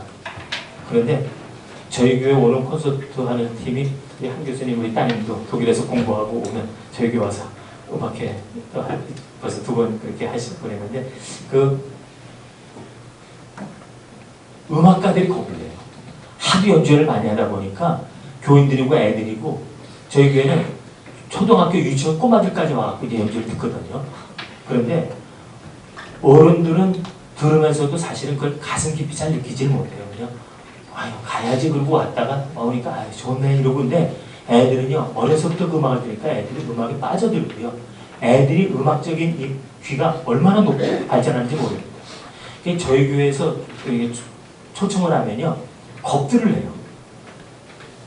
그리고 심지어 이제 한국 브람스협회라고 하는 그 단체가 우리 있는데, 그 팀에서는요, 저희 교회 올 때는 비상을 걸어요. 다른 데서 하고 오래요. 다른 데 가서 연주하고 그 다음에 여기 가야 된다. 왜냐면 시골 할머니들 앞에서 연주하는 것 같은데, 연주만 시작하면요, 저희 교회 구조가 아까 보신 것처럼 동그랗거든요. 앞에서 그냥 이렇게 뒤에서 보는 게 아니고요, 뺑 둘러서서 포위해가지고 다 노려보고 있는데, 연주자들이 그게 얼마나 부담스럽고 긴장을 하는지요. 그리고 끝나고 나면요, 시골 할머니들이 평해요. 어째 좀 소리가 이상하다. 지난번에 했던 그 사람들은 조금 좀 못하는 것 같아. 못 듣는 것 같지만 그 소리 들으면 얼마나 실감 나겠어요. 근데 그만큼 문화적 수준이 지금 많이 올라가 있는 것도 사실이고요. 그래서 웬만한 음악가들 저희 교회 잘 못 오세요. 저도 지금 고민인데 누굴 데려다 놔야 되느냐, 그 고민을 할 수밖에 없는데, 저는 이제 더 고민하는 거는, 제가 이제 이렇게 음악회를 하는 거는 단순히 지역사회를 위한 지금은 봉사 차원에서 하고 사람들을 행복해지기 위한 하나의 컨텐츠를 제공하는 일로 합니다. 그러나 지금 이 얘기까지 할 시간은 안 되니까 다 못하겠지만, 저희가 지금 추구하는 거는, 저희 교회는 아예 콘서트를 할 수 있는 그런 교회를 아예 지었어요. 지을 때 정말 그 교인들의 믿음이 정말 부정적인 사람들이 합시다라고 뭉쳐지니까 못할 일이 없다는 생각을 하게 되고요. 저희 교회가 그때 교회 질 때 예산이 2억이 안 됐어요. 저희 교회가 지금 교회가 20억 들었습니다. 나는 교회 짓는 게 하도 어려운 걸 알기 때문에 10억만 가지고 작게 짓자 그랬는데, 교인들이 판을 걸려갖고 20억짜리를 만들어버렸어요. 그래갖고 제가 오히려 교인들한테 야단쳐요. 그래 자꾸 크게 하자고 그래가지고 나 힘들게 만드냐고. 그리고 제가 교인들이 목사가 크게 하자고 그런 게 아니라 나는 조그맣게 하자고 그러고 교인들 크게 하자고 그러고요. 이번에 저희가 60주년, 지난주일에 60주년 창립주일을 지냈습니다. 이번에 저희가 한 게 뭐냐, 파이프 오르기를 설치하기로 했어요. 5억 5천짜리입니다. 근데 저희 교회 교인들이 다 농사 짓는 사람들이고 별로 돈 버는 사람들이 없어요. 아시는 대로 저희 교회 아까 얘기드린 대로 공장도 하나 없는 곳이고 전부 농사 짓는 사람들, 그리고 거의 무직이 많고요. 직장 생활하는 사람들 진짜 손가락으로 이렇게 꼽아야 될 정도인데, 근데 건축원금, 오리게로 원금 합시다 그랬더니 지난주에 작성한 것만 해도 지금 2억 8천이 나왔어요. 참 하겠다라고 마음먹고 하나님 앞에서 정말 자신들의 헌신이 제대로 표현될 수 있다라고 하면 불가능이 없는 기적의 역사를 만들어내는 걸 제가 지금 보고 있거든요. 그래서 이런 일들을 하면서 제가 원하는 건 뭐냐면, 우리 교회를 지을 때부터 제가 꿈꿨던 건 뭐냐면, 목사가 말로 설교하는 건 한계가 있더라는 거죠.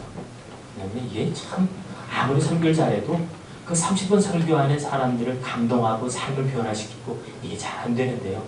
음악이라고 하는 거는 굉장한 파워를 갖고 있거든요.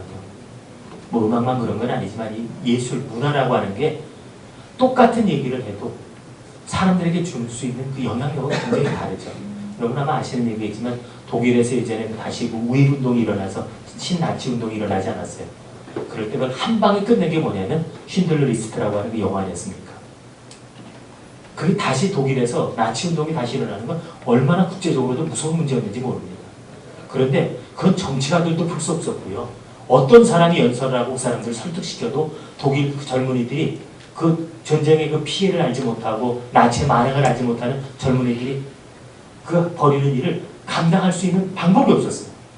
근데 쉰들러 리스트라고 하는 영화 하나가 딱 상영되고 나서 싹 죽어버렸습니다. 그만큼 줄 수 있는 메시지가 강하다는 거예요. 그래서 저는 제가 원하는 게 뭐냐면, 저희 교회가 콘서트를 할 수 있는 여건을 갖춘 교회거든요. 제가 원하는 건 목사가 말로 하는 설교가 아니라 주일날 아침에 한번 전 설교하면 됐고, 하나님께서 이 사회를 위해서, 이 세상을 위해서 주시고 싶은 메시지, 그거를 작품으로 만들어가지고 교회에서 매일 하고 싶다는 거예요. 그리고 그 작품이라고 하는 이름으로 만들어면 어떻게 되냐면요, 자기들이 돈 내고 와서 표사 받고 들어와서 보고 은혜 받고 감동하고 막 사람이 변해서 나갈 수 시작된다는 거예요. 그래서 말로 하는 설교가 아니라 예술을 통해서, 문화를 통해서, 작품을 통해서 사람들에게 설교하고 사람들에게 이 사회 메시지를 주는 그런 교회를 만들고 싶다. 그런 프로젝트를 지금 가지고 있습니다. 그래서 저희가 60주년 행사를 하면서 만든 게 지금 문화사업단을 위해서 만들었어요. 이제 저희가 준비만 되면 이제 경기도에다 공연 날짜를 등록을 시키려고 해요. 그래가지고 저는 저희 교회가 돈이 없거든요. 제가 요구하는 게 뭐냐면 정부 보고 돈 내놓으라는 거예요. 돈 좀 내놔라. 1년에 한 5억만 내놔라. 왜냐면 지금 우리나라에 극장이 없어가지고요, 해외 나가서 유학 10년, 15년씩 하고 들어온 사람들이 설 수 있는 무대가 없어요. 그런가 하면 우리가 오페라 같은 거 구경 가려면, 좋은 자리 가려면 표가 20만 원씩 해요. 그럼 누가 가서 그걸 봐요? 그건 있는 사람들끼리 나가는 거고, 우리나라에서 진정한 문화의 향유는 불과 1%도 못 누려요. 그런데 마을마다 교회가 다 있잖아요. 그리고 수백 명에서 수천 명 들어갈 수 있는 교회들이 우리나라 천재 깔려 있잖아요. 그러면 그런 교회가 문화라고 하는 걸 통해서, 예술을 통해서 지역 주민들에게 올 수 있게 해주고, 그들이 교회에서 그런 문화생활을 향유하면서, 그러면서 거기서 교회 들어와서 같이 하나님의 사랑도 배우고 알아갈 수 있는 거니까요. 그래서 저는 그냥 지금 이렇게 현재는 돈이 없으니까 이렇게 그저 단월적인 공연밖에 못하지만, 정부에서 예산을 제가 받아서라도 제가 하고 싶은 게 뭐냐면 이걸 하자는 거죠. 그래서 우리가 교회를 제공할 테니까, 문화공간으로서 사회에다 내놓을 테니까, 이 지역사회에 내놓을 테니까 당신들은 1년 내내 공연할 수 있는 프로그램을 당신들이 대라. 그래서 작품을 만들어가지고서 여기서 준비해가지고, 그래서 1년 내내 공연하면 되지 않느냐. 제가 이번에 영국 지난번 다녀오면서도 그 영국 가면 그 전용 극장들이 많잖아요. 그래서 오페라 유령을 보고 싶었는데 몇 달 전에 예약을 하려고 인터넷 들어가 보니까 표가 없더라고요. 그래서 레미제라블을 가서 보고 왔어요. 근데 야, 정말 잘하대요. 그 극장에서 제가 뭐 10년에서 10년인가 15년인가 그 작품만 지금 계속하고 있는 거예요. 주인공은 바꾸고 사람은 바뀌었는데 작품은 계속되고 있어요. 뻔히 아는 스토리지만 그래도 사람들이 그 작품을 보려고 전 세계에서 표를 사들고 와요. 와서 그걸 보고 감동받고 나가요. 저는 그걸 보면서 왜 우리라고 못하냐는 거죠. 더 좋은 메시지가 우리에게 있고 그걸 표현할 수 있는 많은 신앙인들, 크리스찬들, 예술가들이 있고 그 사람들의 힘을 모아서 우리가 작품을 만들어서 이 세상을 향해서 그들이 가진 온 기량을 모아가지고서 이 세상을 향해서 우리가 메시지를 줄 수 있지 않냐는 거죠. 그러면 돈 받아가면서 설교할 수 있다는 거예요. 그리고 우리나라뿐만 아니라 그 작품이 잘 되면 전 세계에서 보러 올 수 있다는 거죠. 난타라고 하는 거 있잖아요. 부엌에서 칼 갖고서 도마토 드리는 그거 하나 가지고서 전용 극장이 만들어지고 TV 만들어지고 전 세계를 휘젓고 돌아다니는데 그게 뭐라고 그걸 갖고서 해요.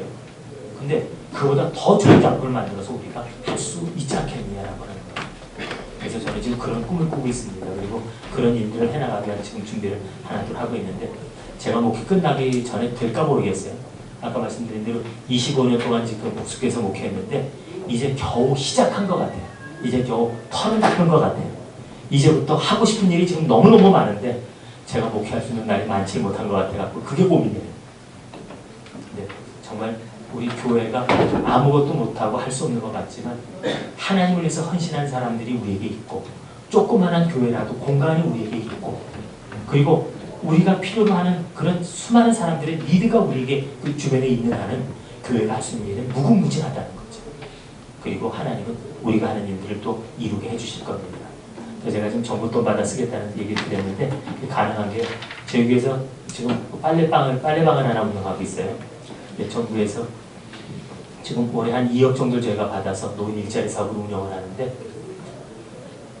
돈은 정부에서 다 받아서 차트까지 봉사자까지 다 정부에서 받고 우리가 월급 다 주고요. 그러면서 지역에서 노인들, 아픈 환자들 또 시설 이런 데 가서 빨래들 다 걷었다가 빨 세탁해가지고 아침에 갔다가 저녁에 해다 갖다 줍니다. 인사는 우리가 다 받아요. 교회가 이렇게 좋은 일 하시네요. 뭐요? 그냥 처음에는요 빨래 내놓을 때 창피해서 안 내거든요. 이제는 너무 해달라고 하는 사람들이 많아가지고 이제 조정하기가 힘들어요. 그래서 지금 빨래가 많이 밀려서 그러니까요. 다음 주에 찾아뵐게요. 그러고 인사하면서 그러니까 교회라고 하는 것이 과연 우리가 할 수 있는 게 뭐겠느냐. 교회가 단순히 모여서 예배만 드리고 예수 믿으면 천국 간다는 그런 소리만 할 수 있게 되면 그 사회를 변화시킬 수 있는 정말 누룩과 같은 생명 있는 존재가 바로 교회고 그렇게 할 수 있는 그런 살본 기독교 문화를 우리가 만들어낸다면 우리 교회의 가능성은 무궁무진할 수 있다고 생각을 합니다.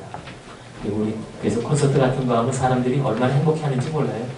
하여간 오는 사람들은 와서 연주해 줄 수 있게 해줘서 고맙다고 인사하고 온 사람들은 와서 너무 행복하고 좋은 시간이었다고 감사하고요. 그러니까 시간이 되면 좀 하나 이번에 연주했던 거 하나 좀 들려드렸으면 좋겠네요. 제 강의는 오늘 이렇게 그냥 마치고 저희 교회에서